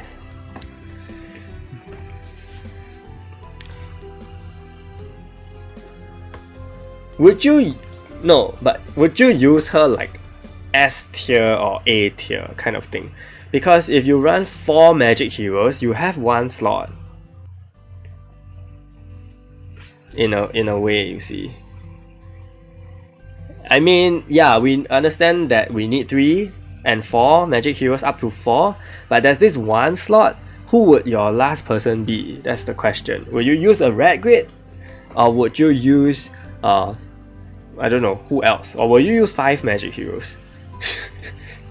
That's the question. That's how we can...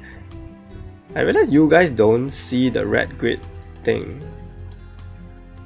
Just Fenrir and Dylan's. Okay. That is true. But she is usable. If I put her like in the A tier,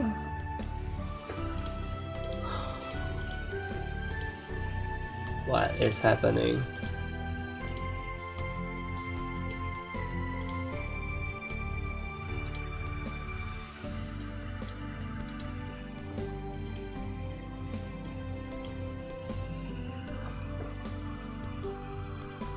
What?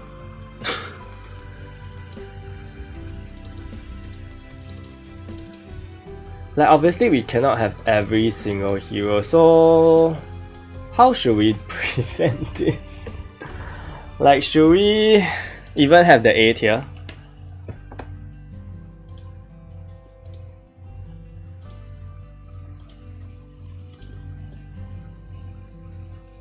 Like, should we do this? Something like that.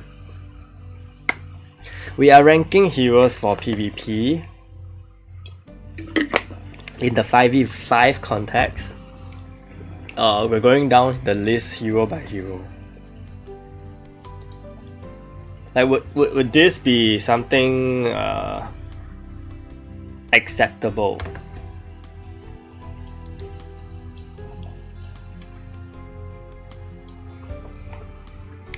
Do you think they're ever going to increase space beyond 500? He addressed this in the previous 7 channel. You can go check it out. He says that there's a language limitation, language barrier issue because of the, I don't know, something like that. And no, there is a problem if you increase space. There's going to be an intense lag in the game, especially for players that use older devices, and even for players that use current devices. You realize that if you scroll too fast, there is some lag. Yeah, so that is the main issue he has to deal with, and he isn't gonna deal with. Okay guys, is this okay? Something like that. Should we rank it like that? Should we have B tier and C tier even? Because I feel like it's a bit pointless that we put every single hero in this chart because it's gonna be super messy. Maybe just up to A, so that we cut off at A, such that the still usable ones will just be at A. The usable but not preferred ones. Okay, I think that is okay. Okay, we just cut off at A, and then we see. Okay, next hero I have is Noah. Where does this girl go?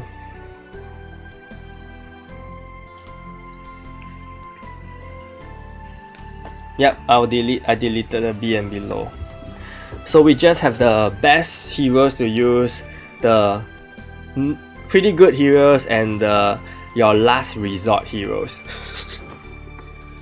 Noah in A, okay, sure. Yeah, I agree though. It's a bit sad, but she's no longer like used that much. No B, no more B. If any hero goes into B, it means you don't even consider her anymore. Okay, and if that's the case, then we should even look at Noah. Tara.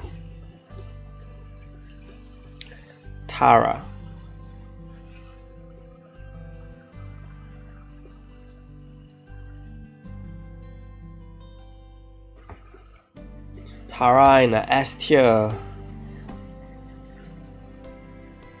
A tier. Interesting. Cooldown increase in 5v5 too strong. That is also true. That is very true. A tier. Oh, so many people think she's in A tier. Think of 5v5, guys. 5v5, not 7v7. 5v5. I say again.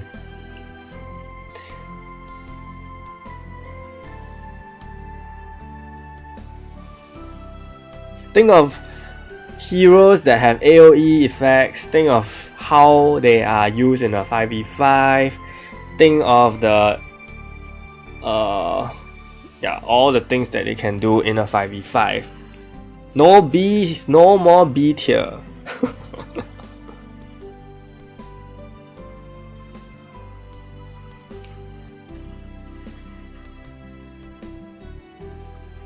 Think of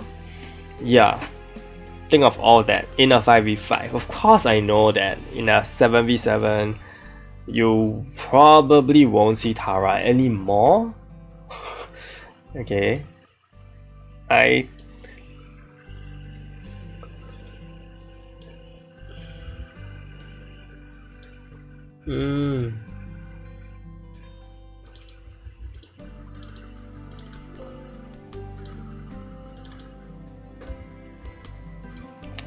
Think of it, think of yourself if you are a new player and you have Tara, would you use her in a 5v5? Because imagine yourself having limited heroes and you want to use a magic team. Would you think Tara is good for a 5v5? Seems like most people still think she's a A tier. Okay, I will go with the majority. Honestly, I think she's S tier, but okay. I mean, her stats are pretty weak, but still. Suitor.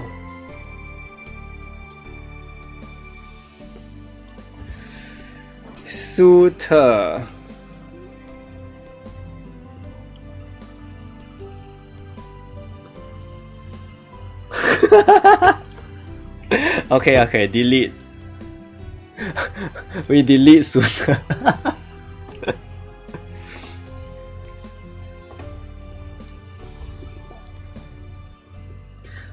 Next one we have School.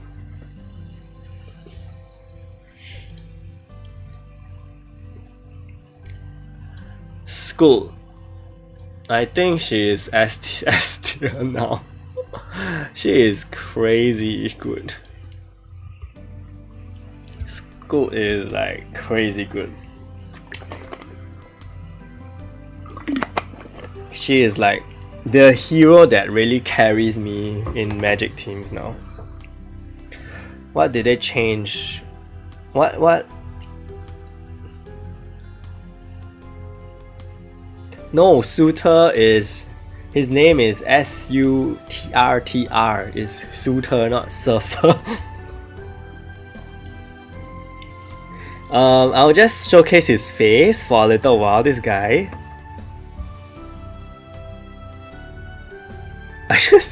Yeah. This guy, we shall be deleting him. Okay, bye. Sage. In a 5v5, okay? In a 5v5.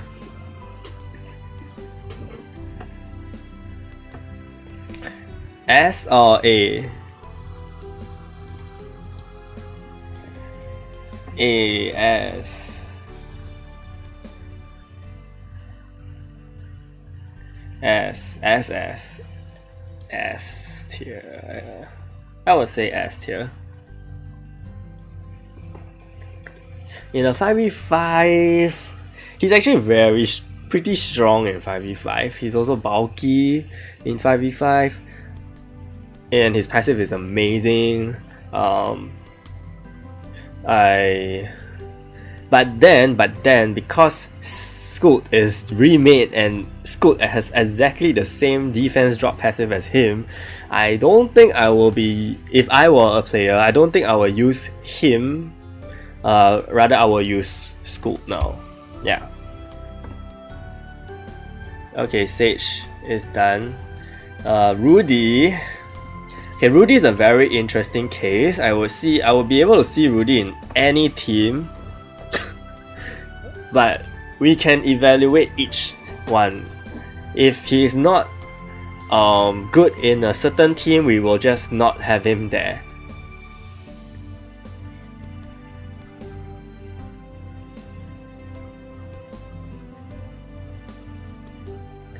You don't think Rudy can shine, right? Actually, I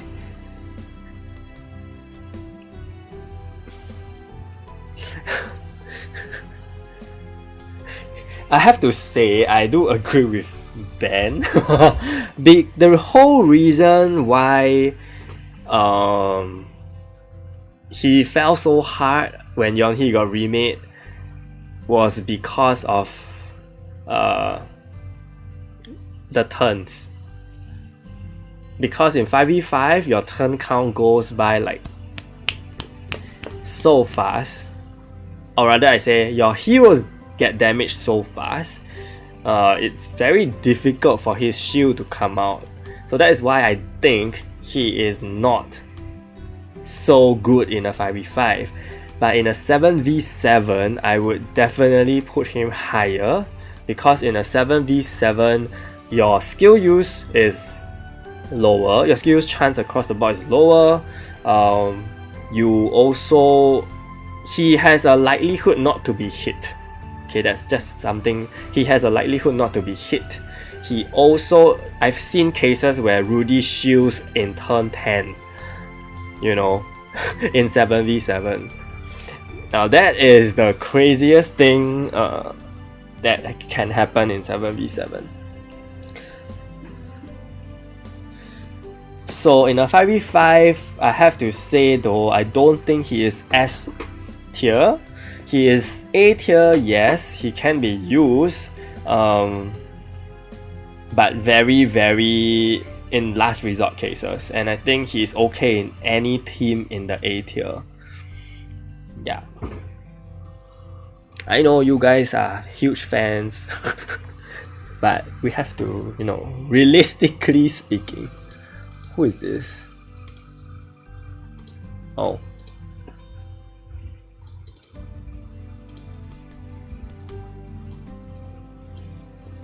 And if you have like, you know, really, really strong disagreement, then you can voice out your observation.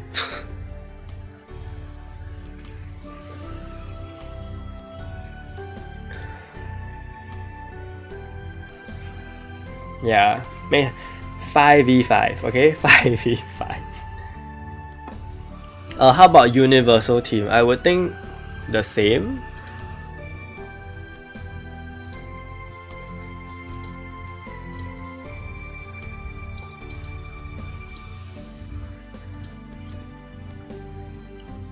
You know what? Hang on. I'm just gonna make all these subgroups work first, and then it's gonna be a lot easier for me later. Just give me a minute. I think you can see, right?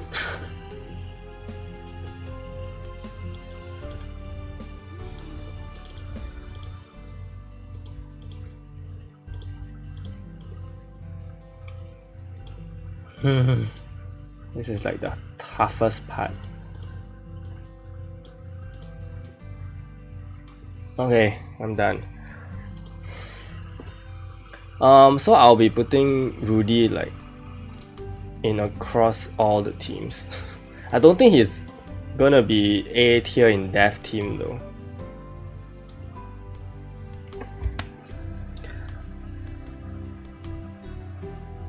Yeah, okay.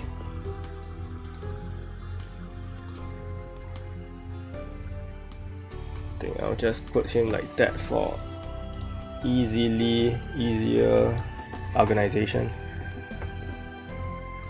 Okay, Rudy is done. Rosie. 5v5 Rosie.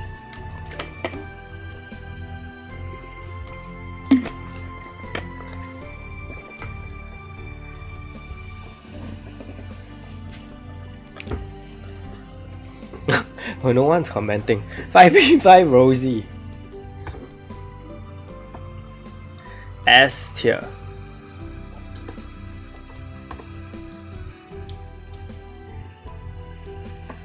S tier.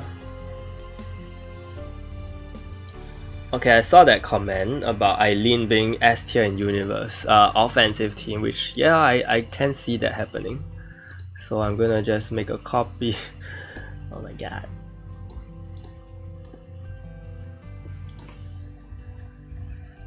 But you do use, if you do use Red Grid as the last hero, then you don't need Eileen, just saying.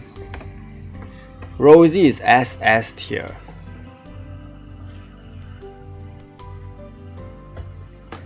Five v five, think about the team comp.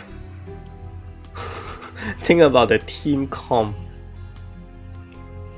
Rosie will probably be either your 4th or 5th hero if you are using you know, yeah. I think S tier is understandable. We're gonna look at this guy's face for 1 minute. RIP to him. Okay, everyone, just remember he exists. Hopefully one day he'll come back to us. Yeah, and bye bye. Regin Leif.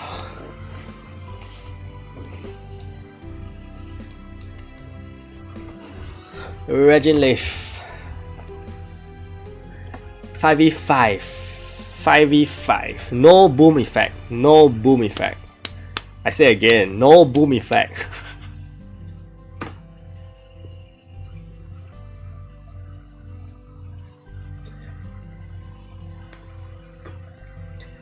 Remember, she was completely killed off when Yeonhee came back, by the way.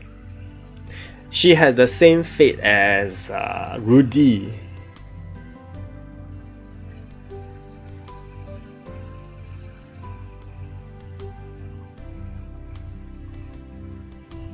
Yeah, no boom effect. Just remember, she has no boom effect in 5v5. So think about her other utility. She does have Electrify. She does have Heal.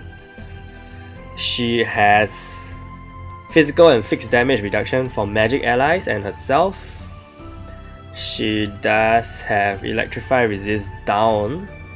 But you need to think also about her survivability, her stats, how fast she can die, or how long she can survive. She is very good with Eve. In fact, Eve is very good with everybody. You know, Eve's lifesteal is very good with everybody.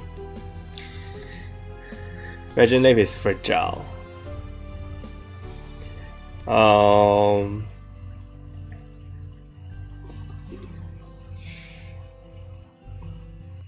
In a 5v5, I will not put her too high.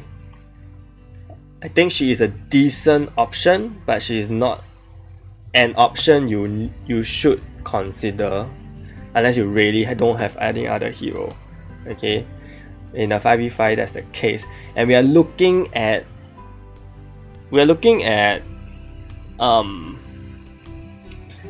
expert masters, sorry, no masters, expert, you know, platinum, crystal or something like that. But I don't know what the ranks are called. Yeah, so I don't know, she may be insanely good like right below in the lower tier, but let's just be at like expert. Okay, in expert, I think in expert and platinum and crystal, I think she is if you meet teams that disable her buff, she won't be useful pretty much. She pretty much is, yeah, won't be useful. Do we need to consider her missed?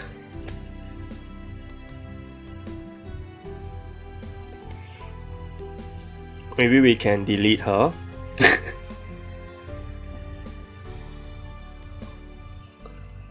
Throw miss away. So sad.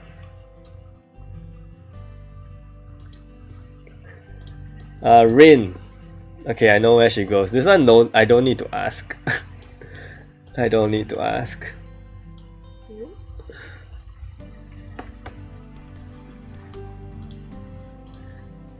This guy.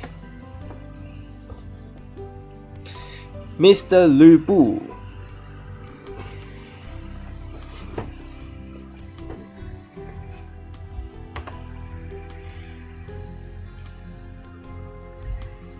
A tier.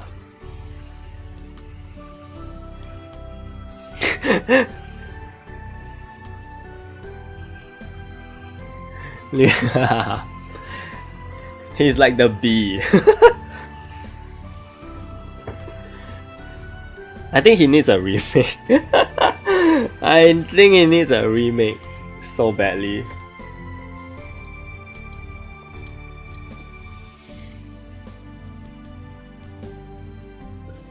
Wow, you use Mist in 7v7? That is cool, but we'll talk about 7v7 later. Yeah, we'll talk about 7v7 later. I think 7v7 has a lot more things to consider. Lu Bu is S? Really? Do you see a lot of Lu Bu actually? Because I don't.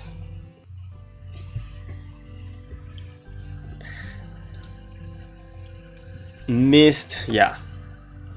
I think Mist deserves a remake. And Lu Bu too. Anyway, we have Chris. Obviously he's gonna be here. But how about in other teams? How about in other teams? Would you use Chris in a 5v5 as the 5th unit or the 4th unit?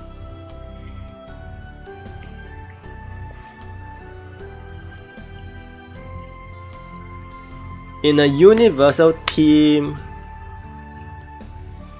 counter block CC everything. What? In okay, let's do this one by one. In an offensive team, where does he stand in an offensive team? A or S? He's definitely not SS here, so A or S? I think A. Even A is like a stretch. Yeah, but he does have Fear now, which is pretty decent. And if you don't run Dylan's on counter, I think Chris is a decent counter, you know, aside from all the other units.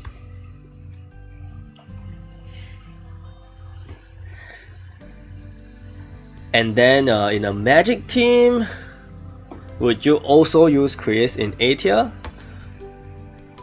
I mean, would you consider him as a A tier unit as the counter? Because you will have Yonhee as the counter probably.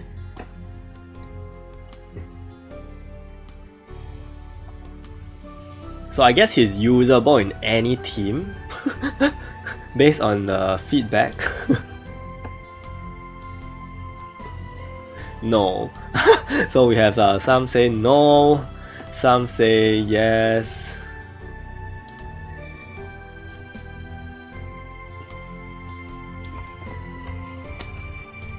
So you will not use him in a magic team. I mean, I can understand why. So do we not? I think we don't include him in a magic team because he won't benefit anything. He won't benefit like from magic attack increases. he won't. He only has the death and the fear, but I think you can rely on other CC from your magic units, right?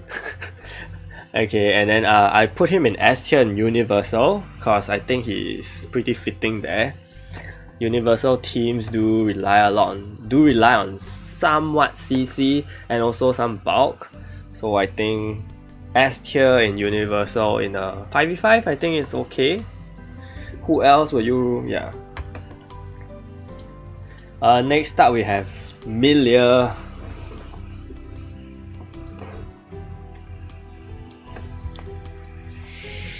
Milia is definitely SS tier in a Universal team.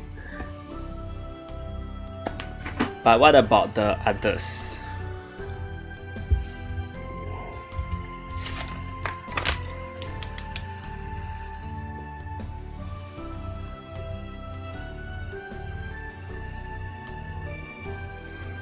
You must note that SS tier means pretty much a must have or on 80% good to have kind of thing. Then the S tier is kind of like the next. If you don't have these heroes, you can use these heroes. The A tier is the last resort. Is she good in offensive? Is she usable in offensive? If not, we don't put her in offensive at all. Okay, so S in magic. I don't think she is actually. Yeah, I think so too. How about the dev team? I think she has a lot of potential in the dev team, but is she an S tier or an A tier? You know, or SS tier?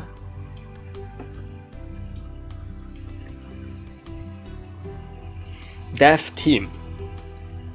Like, she has incredible counter.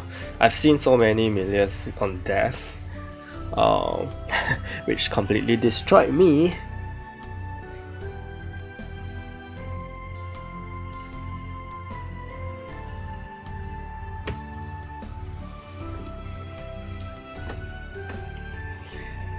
Counter attack bot.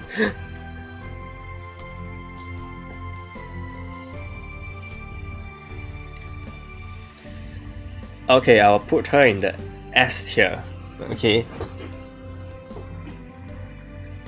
Hello. We are talking about the tier list. 5v5, so maybe if you have been playing Arena, you somewhat have an idea of things, you know. Yeah. Next up we have Judas. 5v5.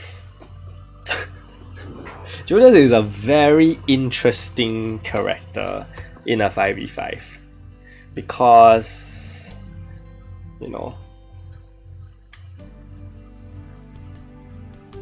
I think he's the SS tier in Universal for sure, but do you think can be used in offensive and magic, considering he does have a universal applicable passive?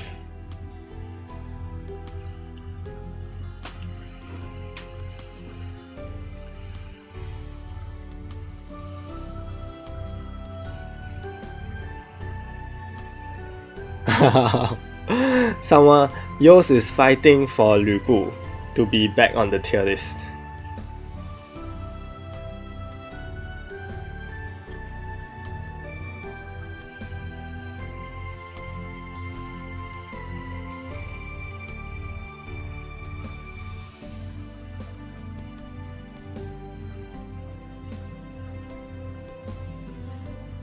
But would you use Lu Bu? Would you use Lu Bu over all the other heroes on the screen? Would you use Lu Bu over Fenrir, over Fai, over... Yeah, Lu Bu's Awaken skill is atrocious. I hate it so much. I even mentioned it in my review video. the recent one whereby I was testing different heroes out. Like, that was the one thing I hate so much. He hits strong, that's for sure.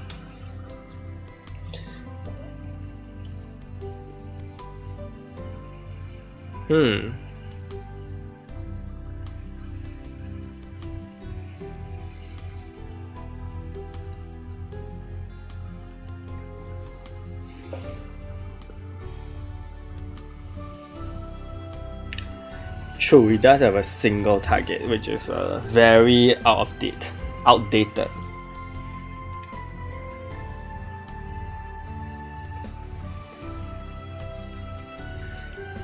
Can someone should check the statistics for Lu Bu now. Help me see if he's being used a lot.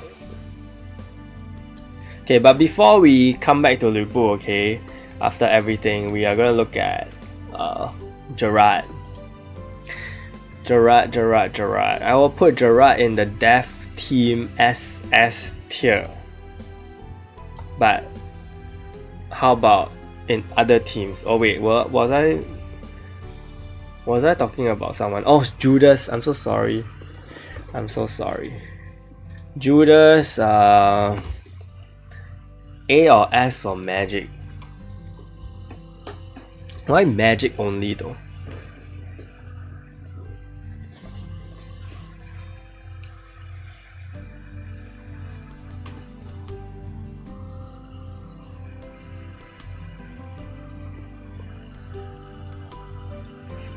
Wait, Judas, I think, is Judas actually usable in other places? I think Judas can also be in the dev team, but I won't put him that high. I'll put him like S tier because I mean he does have dev on his, you know.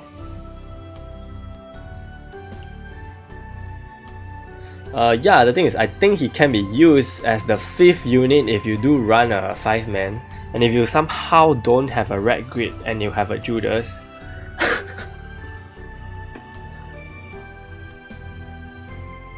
I would, based on that passive alone, he's actually usable in a lot of cases. I think I'll just put him in the A tier, because I don't think he's like the best 5th unit I can think of. But if you do have him, then of course, why not use him, right?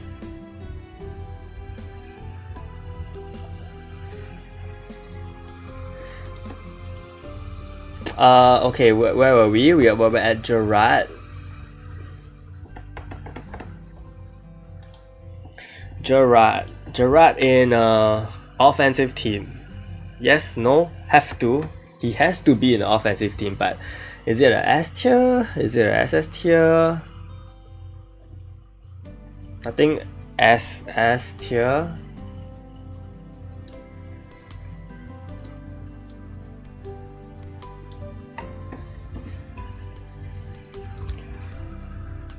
S tier.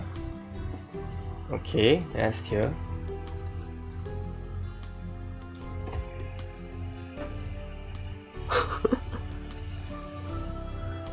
Hello, devastating. Gerard maybe S in offensive. SS tier.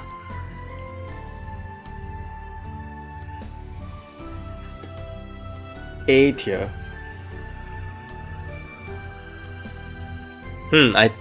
I don't think he's A tier. He's either SS tier or S tier because his passive is insanely good. Like crazy. His 22,000 defense increase is really, really good.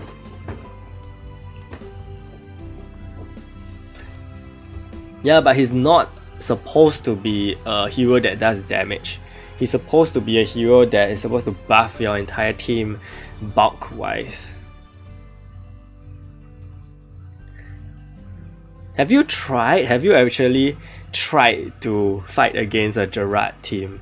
I mean, okay, I'm talking about SS 7v7 context. So if I assume that he works super well in a 7v7 context, he should, in that case, his defense increase is gonna be insanely good in a 5v5. Does that make sense?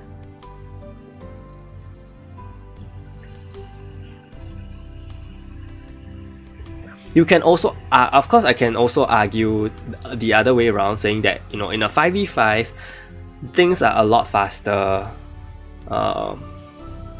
Damage dealing is a lot heavier, right? So in a 5v5, the use for Gerard may not be as obvious as his power in 7v7. 7v7, I think it's no doubt that he's super strong. Like, all the top teams are using him. Yeah, but we are not looking at his death in a...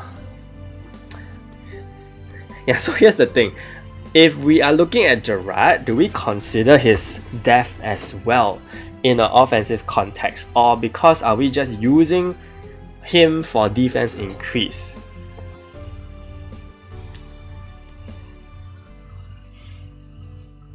Because, you know, he is kind of that hero that buffs the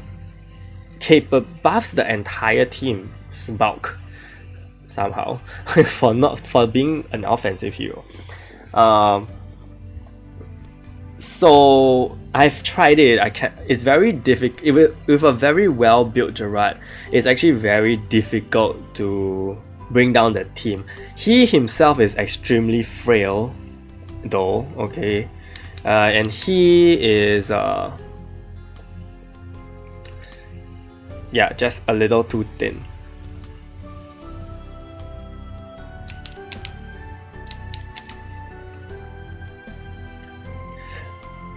Not struggling though.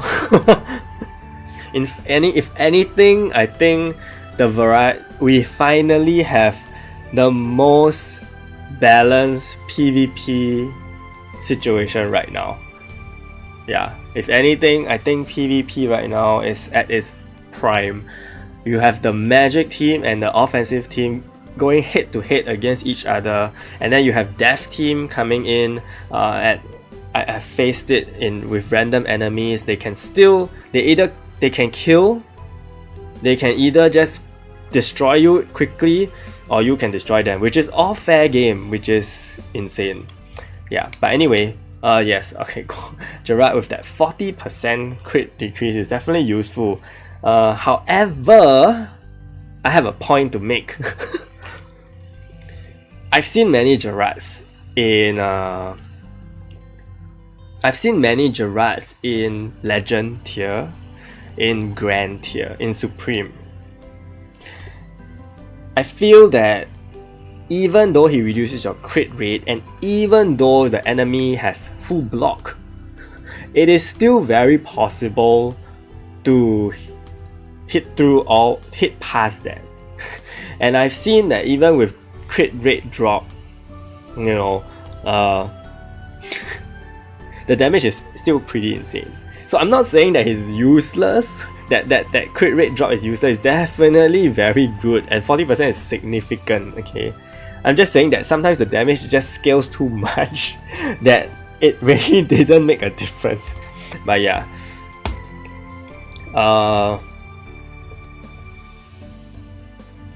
think I'll put him just at S tier for offensive because he has benefits, no doubt.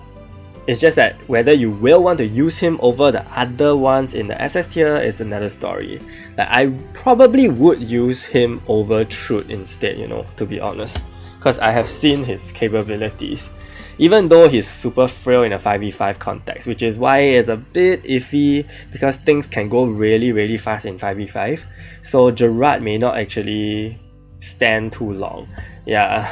Which is the whole discussion, right? Whether he should be in S tier or even just A. I don't think he's like S tier, to be honest.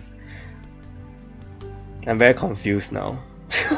I shall just leave him in the S tier, okay? Cause he can go either way.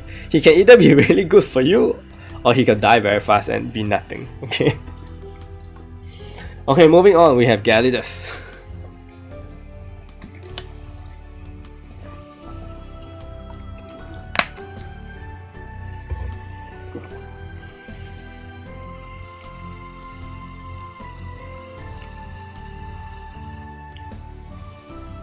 Yuri.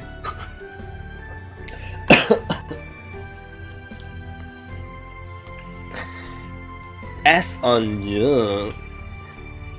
The only reason why he will be used is because of Death Team. The only reason why he will be used is because of Death Team. In a 5v5 context. Again, in a 5v5 context.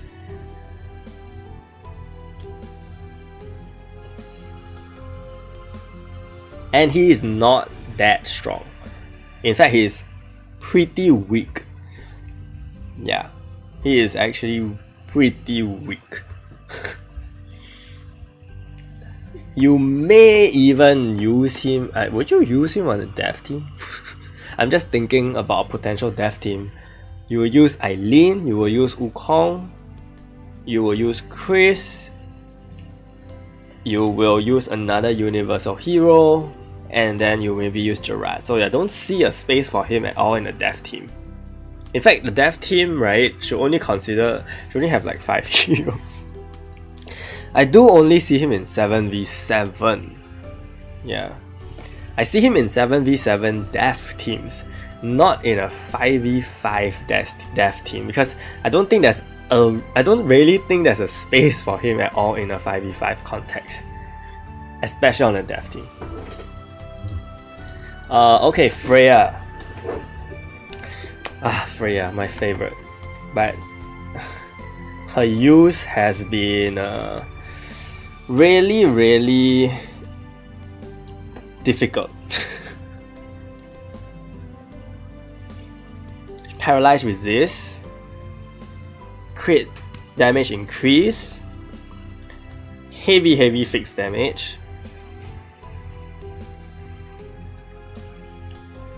S tier. I'm glad you guys still think she is S tier. Because like I was really thinking that she may just become a A tier thing, but I'm really, yeah. And if given a choice, I would still use Freya. Given a choice. Okay, next up we have Fenrir, which I didn't exactly finish talking about. I think Fenrir is used in any team. He is probably like S tier on Magic team to me because of the Lethal Raid. He is probably also S tier in a Universal team for Lethal Raid for same reasons. I don't see him in a Dev team at all.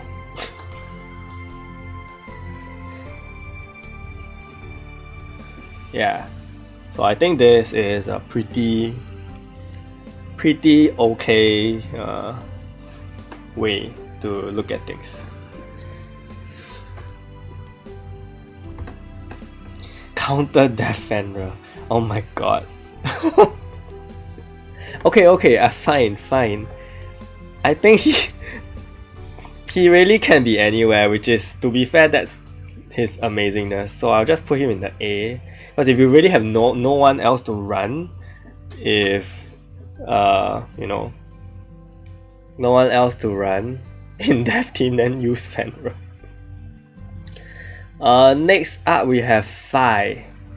We have already put her in the SS tier for offensive. I don't think you will use her in another case. I don't think you will use her in other teams. So I will just leave her at the SS tier for offensive. And then we have Dylan's. So not yet, Yos. Lipu is gonna come later. We have like 6 more mythical weekend heroes. I mean, to be honest, if I really have to put Lipu on the sheet, he is definitely an A tier for offensive, and that's pretty much it. Okay, so for Dylan's, he is actually extremely good in any team as well. Like, I use him on my Magic team because his defense drop is just insane, and it is, in fact, I feel like it's a lot better than Yonhee. So I do use him on the Magic team for damage output. For the Universal team,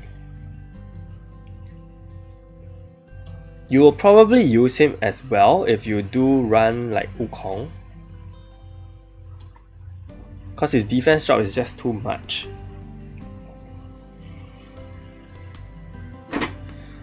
His defense drop is insanely good. Like, I think I'm the only person in the high tier that's using the TIERLIST in a Magic team.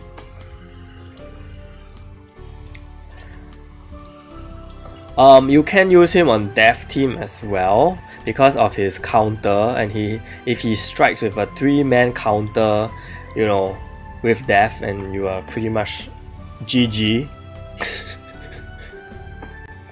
Next up we have Evan.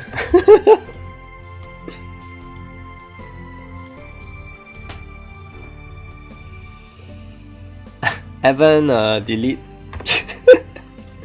Okay, bye. We have Yuri.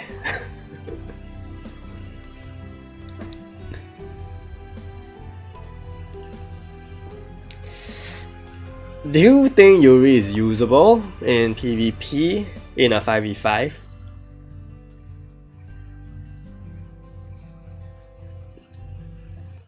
Extremely conditional, I would say. Too weak. And that is also true, you cannot receive the buffs. Okay, bye.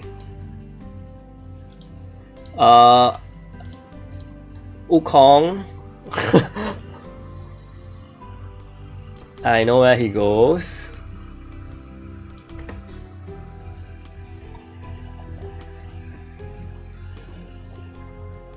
Why do I feel like there are not a lot of universal Myth Awakened heroes?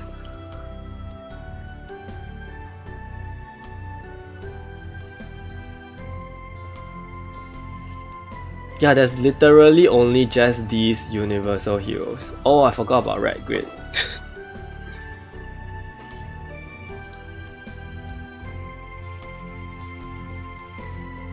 I'm putting Red Grid in the SF tier as well. Oops.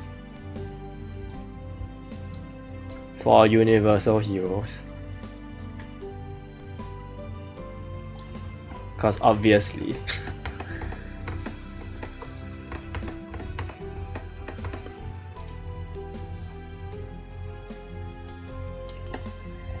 Wukong is SS tier. Wait, let me see. No one is talking about Wukong. Okay.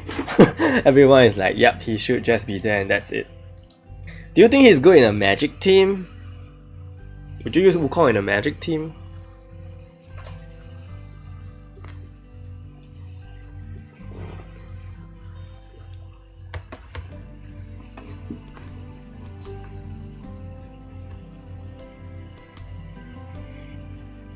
Why is Eileen SS? Because of her status effect resist down and physical attack increase, and her electrify, and her evasion. She herself is extremely... She can evade attacks, which is a plus for her survivability. So she will really buff the team.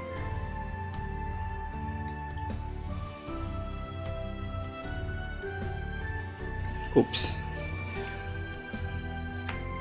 That is true, there are better options. I mean, there's so many options in Magic for Magic team already. Alright, compared to the rest. Maybe we won't include him because there's just really too many. Next we have Yonhee.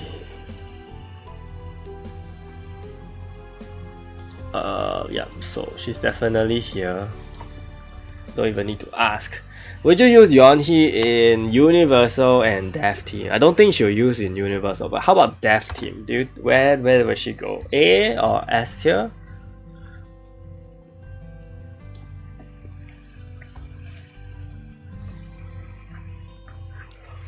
Yeonhee in Dev Team. She's pretty much the Milia, also like a Milia. But again, I said like in 5v5, she may not have a space. Okay, in 5v5, I don't think she has that kind of space to be there. If you tell me you are using her in a 7v7 dev team, then I think that would probably make sense. But in a 5v5, this is there's really no space for her.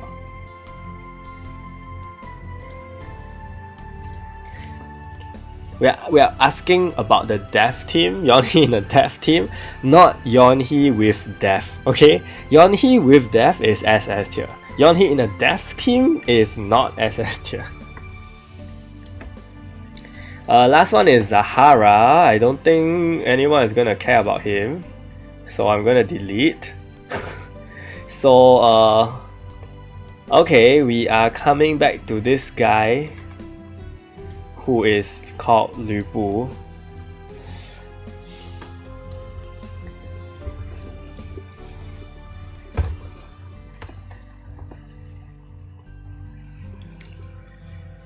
I understand he has a good passive. I appreciate he has a good passive. His skill set is not the most updated, and in fact I think he needs a remake. He is basically, to me, on the same line as Mist, but Mist is being heavily checked by Fenrir. So I guess, you know, if there's people who do want to use Lü Bu, because Lü Bu is pretty common and a very old hero, I will just throw him in the A, okay, because that's really where he belongs.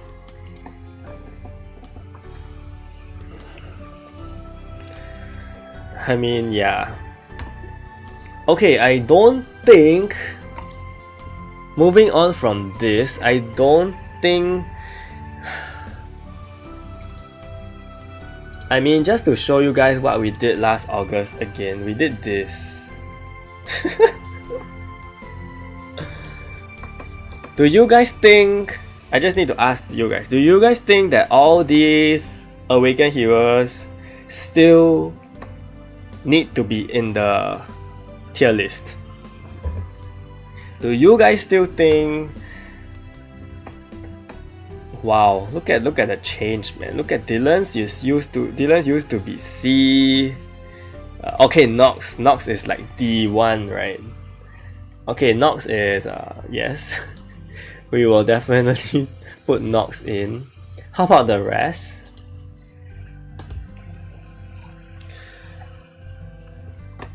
Look at the changes, look at these. Truth and Freya being in C tier and all this junk.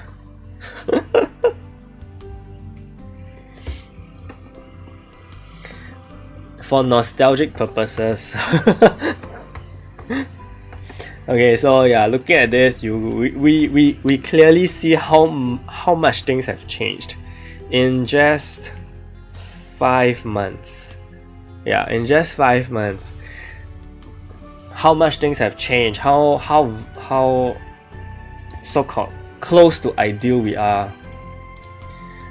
We are gonna have Nox.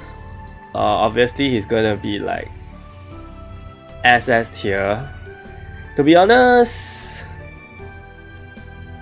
yeah. He is super frail though. He is super frail on the dev team. So yeah.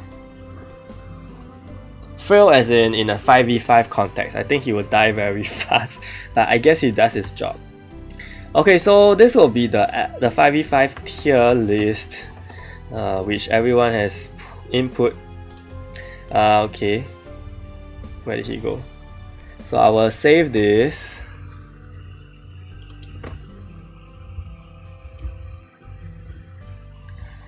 And then we are going to go on straight away. Battery. Battery. I mean, I do agree, but it's very difficult. In a 5v5, actually in a 5v5, I do see battery having a chance. Yeah, having just a chance. Yeah, but it's okay. We have too many options. So now we are moving on to 7v7. Things are going to shift.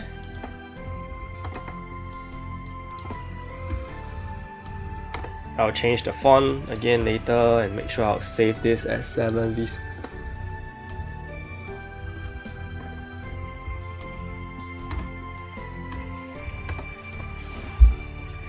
Do you think there will be a huge meta shift again after 7 channel ended?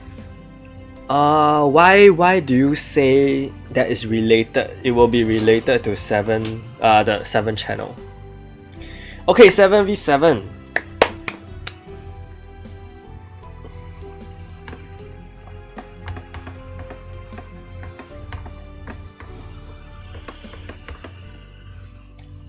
I think in 7v7 we can afford a B tier. Yeah, I think in 7v7 we can afford a B tier. Didn't they already add the conditional passives? I know Acid Aqua mentioned it. Yeah.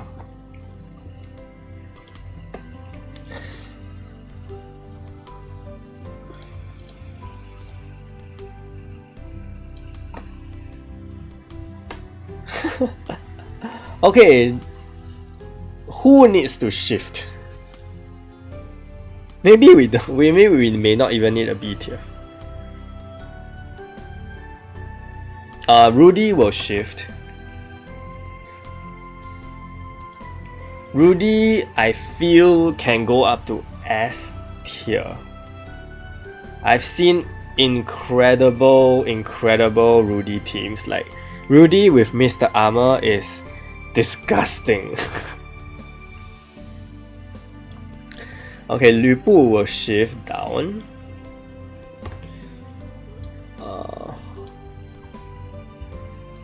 Lü Bu, I don't even think I should have him in S7v7. But okay, anyway. Rudy is going up.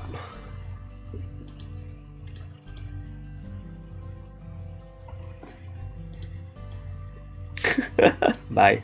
Okay, Rudy is going up into S tier, I guess.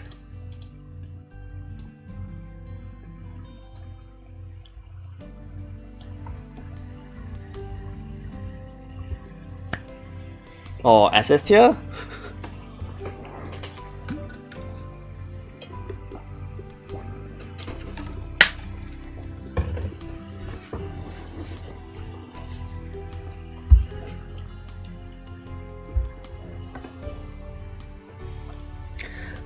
I guess all the Rudys are going to move up in any team because there's finally space for him.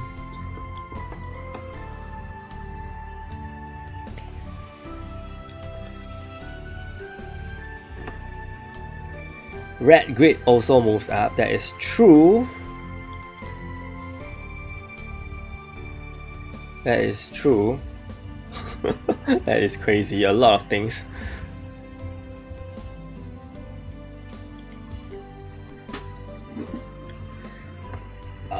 Regin Leif moves up for sure. You need to see how so many players are using her now. It's insane. I would say Sage goes down because his skill set is really not very good for 7v7. His 3 targets are just really bad. Why is Yeonhee in A in the dev team? Oh, that was in 5v5. Of course, in a 7v7, Yeonhee goes up. I think Milia goes up.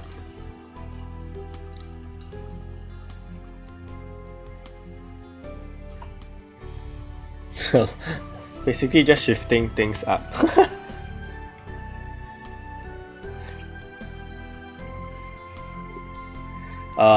Fenra maybe stays at A for dev team.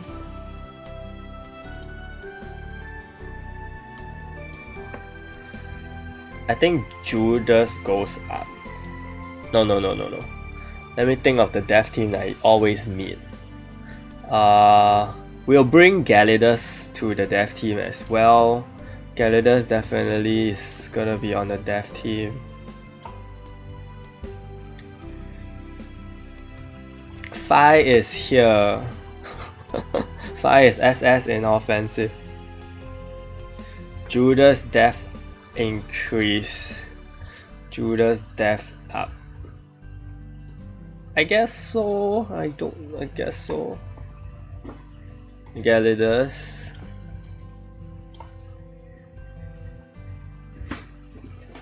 For that reason, Judas goes up as well. In fact, I think in an SS in 7v7, Judas should be SS tier for all teams.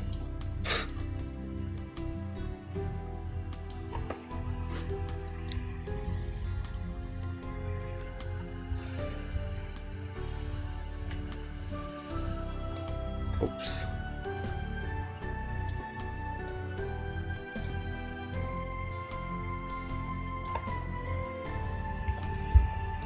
And then Gerard goes up. We are literally just making the team now. Gerard goes up.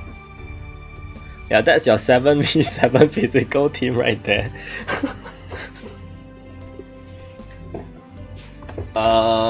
For magic, I've seen Rosie's around, which is, you know, on and off. I've seen more Regenleif that I've seen than Eve.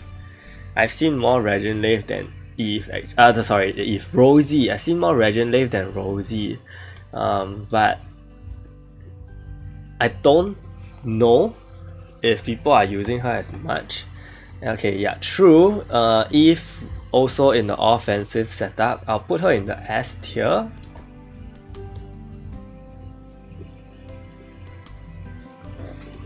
Dragon Girl magic increase. Right now the top magic team is Sage. Sage. Scoot, Yeonhee, Rin, and Regenleif. And Eve. I don't know how often we see Milia anymore. I think Milia is primarily used in the CC teams and Universal, not in Magic per se. See you, Saltwater. Thank you for joining. I think you will be seeing Galidus in all the teams. Because of the death.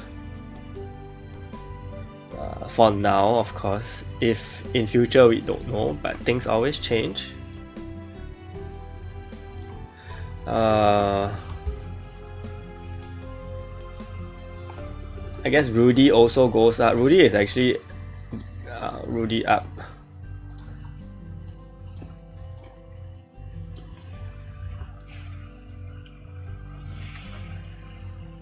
Hello.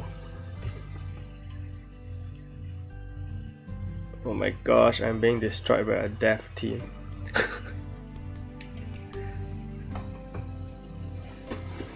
Who else? Pretty much all the used heroes are here, right?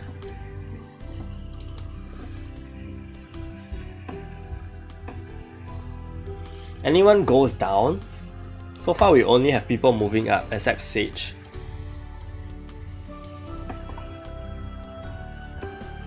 Do people use Freya?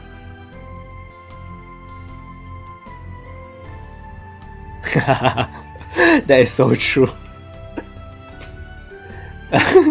I use Galidus and no dev teams. So true, so relatable. Rudy in the dev team.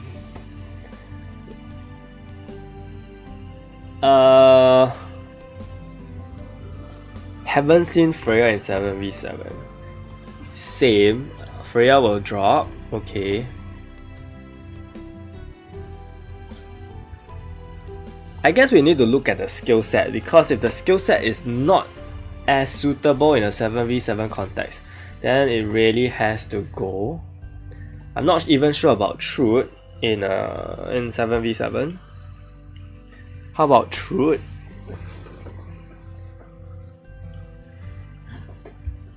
Rudy in the dev team, there is potential, I guess.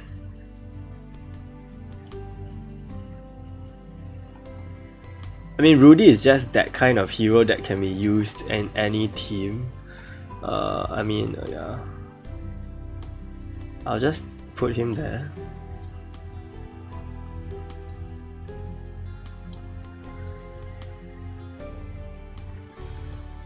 I guess Truth drops as well in a 7v7 because she doesn't hit that hard.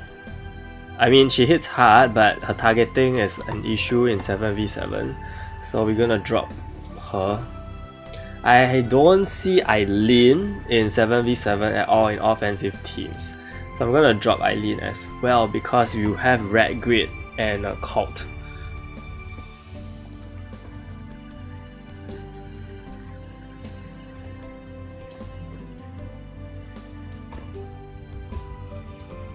So so far, how's this? I think in a 7v7, Noah is gone. Tara can still be used. In fact, I think Tara's usage also extends potentially to a dev team. No, maybe not. Tara in a 7v7 is so, I guess.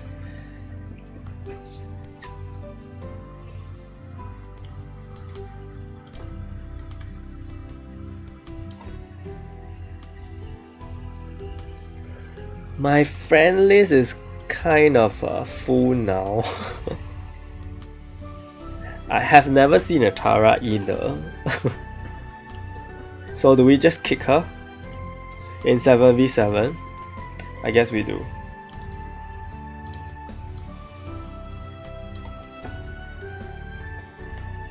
Okay.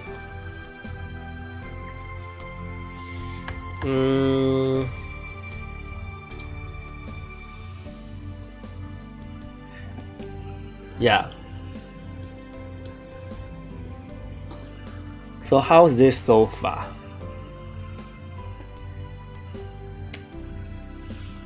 What else should we move?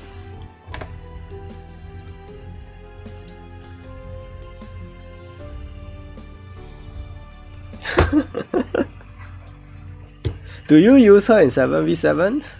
Just curious. Guess we didn't need the B tier.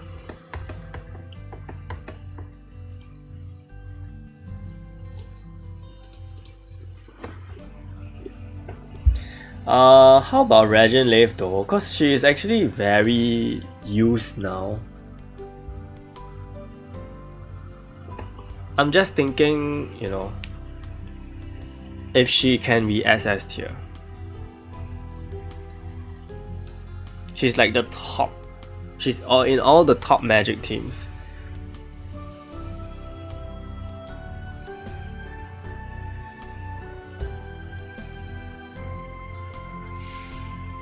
When is the new hero? New hero. 4th February. 2 weeks time. Less than 2 weeks. Could be able.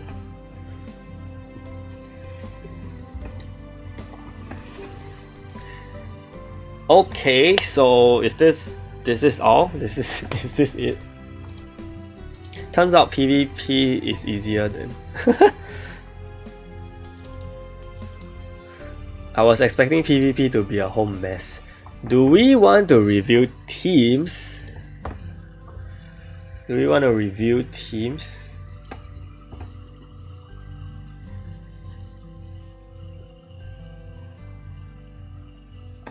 Or should we leave it?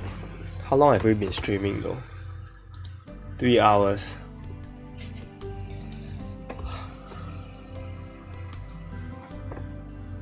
Okay, maybe on a 7v7, I don't think he'll be used. Yeah. But in a 5v5, I've seen people have seen him being used for damage purposes. Yeah, so maybe not in a 7v7. There's a lot of other better heroes. Do I think Hide Reapers will be a red frame? Actually, that was the initial idea I had before they released Eve. I really don't know. If they really run out of heroes, then most likely yes. I think for now they are still trying to just keep it to 7 Knights of Old and Apostles. But as we know, there are no more new Apostles and 7 Knights of Old in Korea server. Yeah. And it's very likely that we may get a new 7 Knights of Old from Korea. Maybe in, I don't know, March because of the anniversary? Maybe. Okay, so who knows? But then again, it will be very close. It will be actually... Korea's anniversary update should be on the 3rd week of March, which is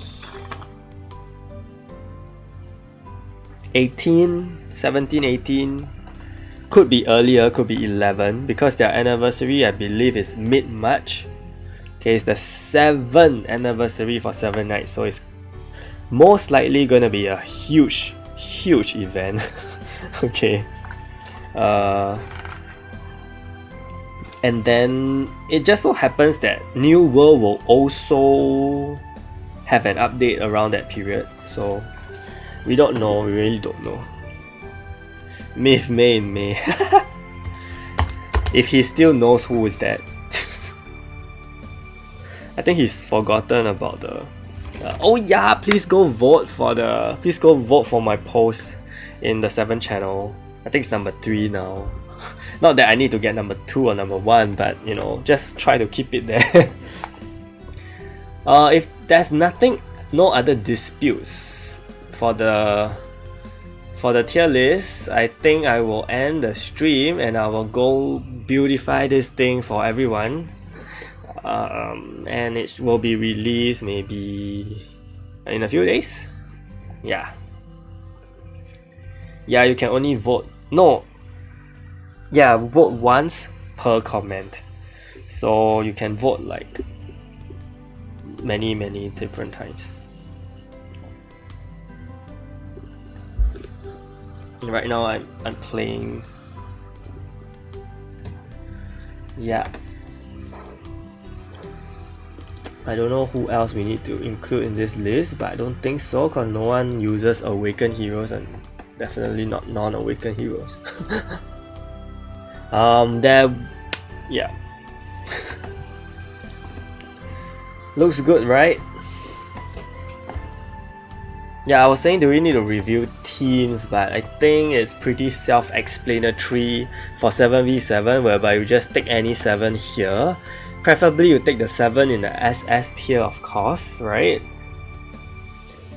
Even though I think you don't really have Milias too often now in 7v7. I haven't seen too many Milias, in fact. Like against dev teams,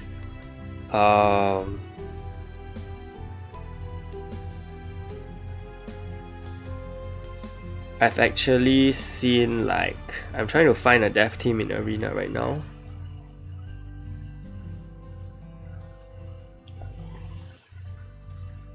Cow.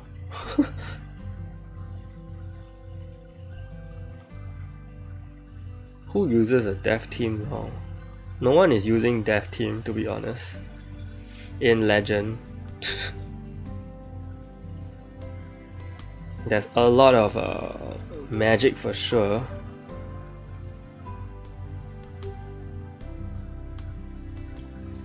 How's your main counter in dev team? Chris or the bird guy? I use Chris. Yeah, if you saw the video I made, I use Chris. The bird, Gerard is my speed leader, but my main counter is Chris. Yeah, there's really no dev team in the top 25.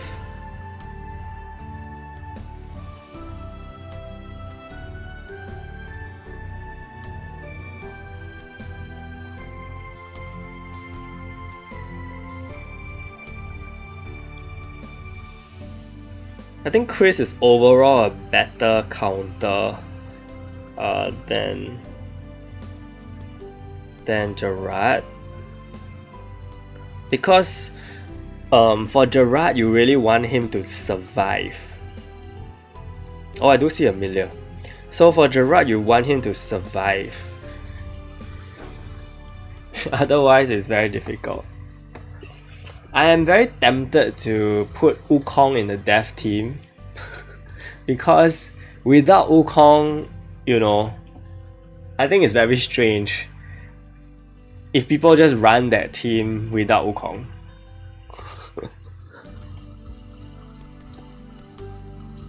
Even though he has no synergy with the entire team, but he is pretty much the essential hero for the dev team.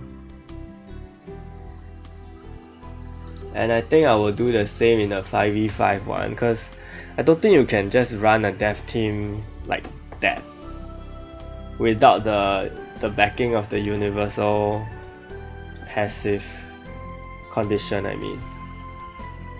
Yeah. So this will look like a pretty decent dev team already on itself, right? For 5v5 context. This will look like a decent universal team for 5v5 context. Of course, you can insert these either one of these as well. And then for magic team, you can actually insert anyone from the S tier. Yeah, I think it makes sense. Okay.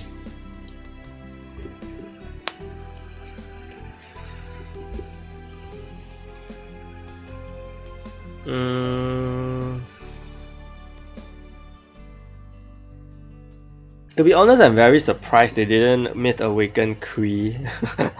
I think if they Myth Awaken Kree, it's gonna be extreme havoc in the arena because of the dev team. Can you imagine?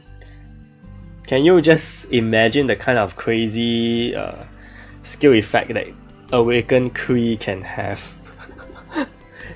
Maybe he'll have a maybe he'll have a reduced enemy status effect resist rate, you know,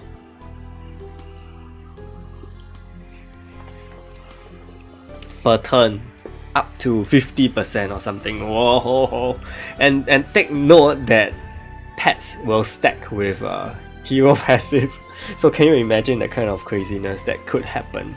I mean, right now, Kree, what does Kree do? I don't even want to think about it. I don't even want to think about it.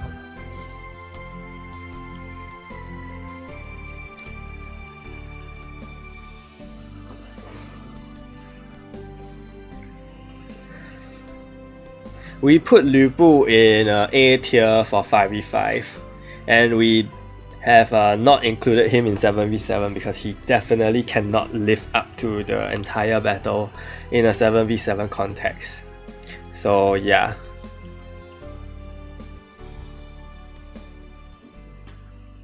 In a 5v5, I guess if he procs his AoE skill, that will be very good.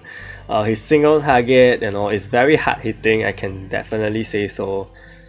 But the utility wise, you know, Truth can hit so much harder than him, and I don't even think you need to rely on the passive. I don't even think you need to rely on his passive to be able to hit down universal heroes fast because of Truth. Because of how hard Truth can hit. I don't play Summoner's War.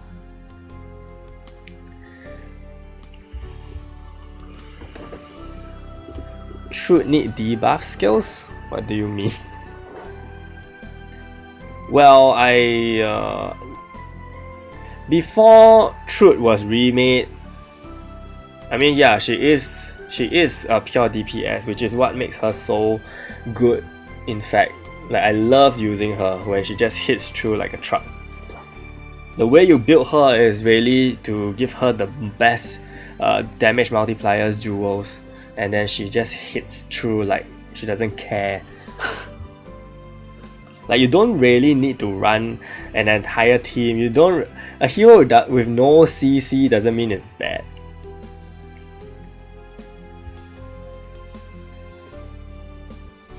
Yeah. Cult doesn't have CC as well.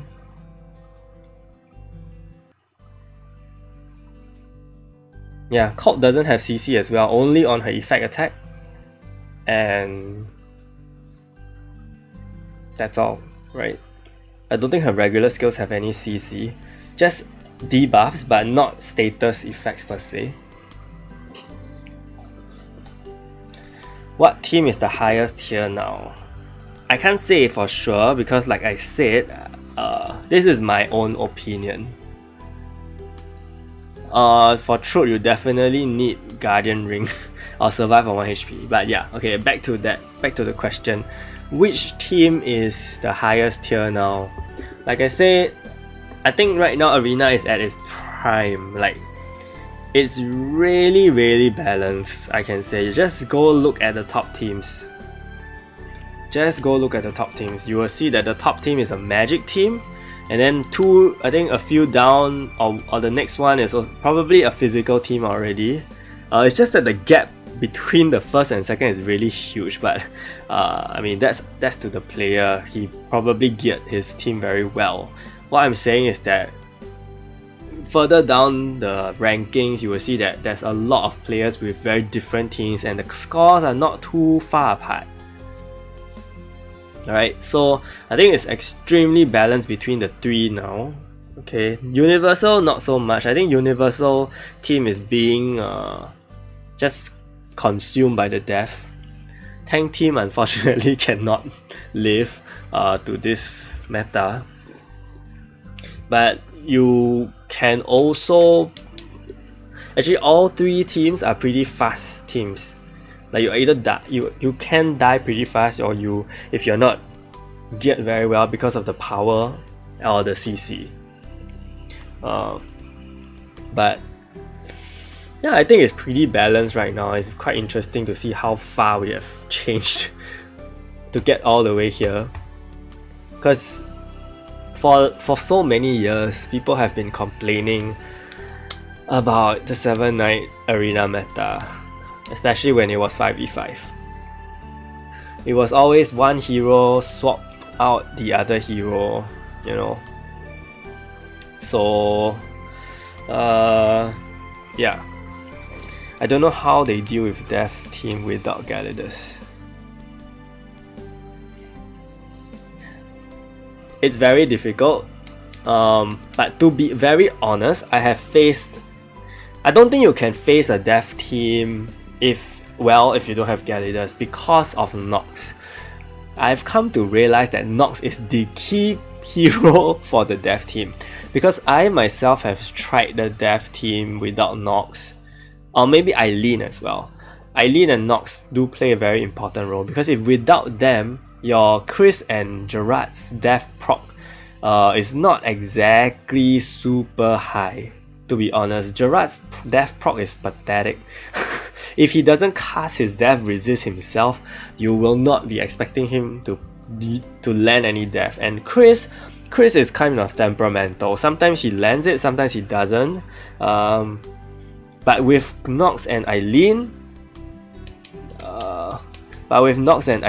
then it's almost guaranteed that the Death will land. Yeah, and that's the only times when I die. But otherwise, without those two, I think I can still overcome the death. Jerome probably muted me. I'll just type my reply.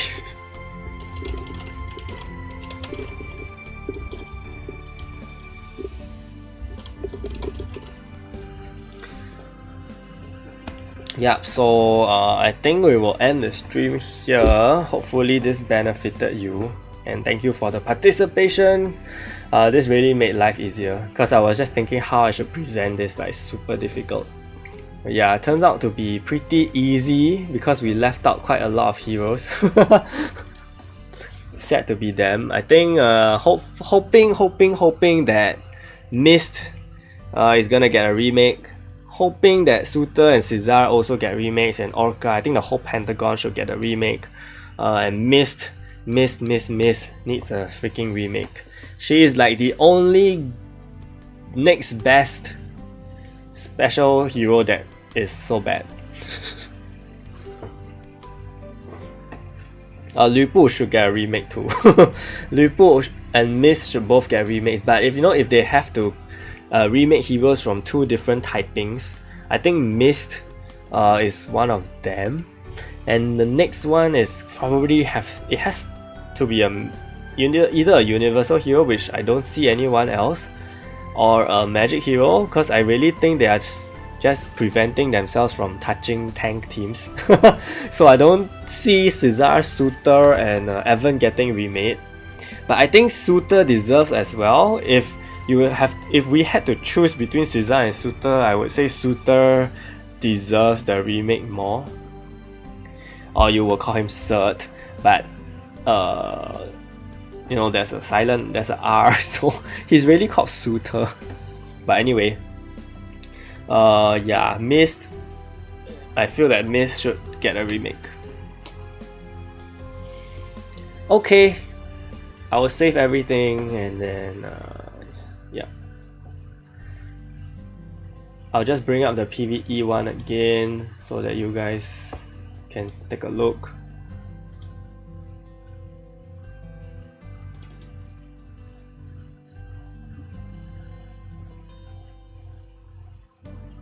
I know, right?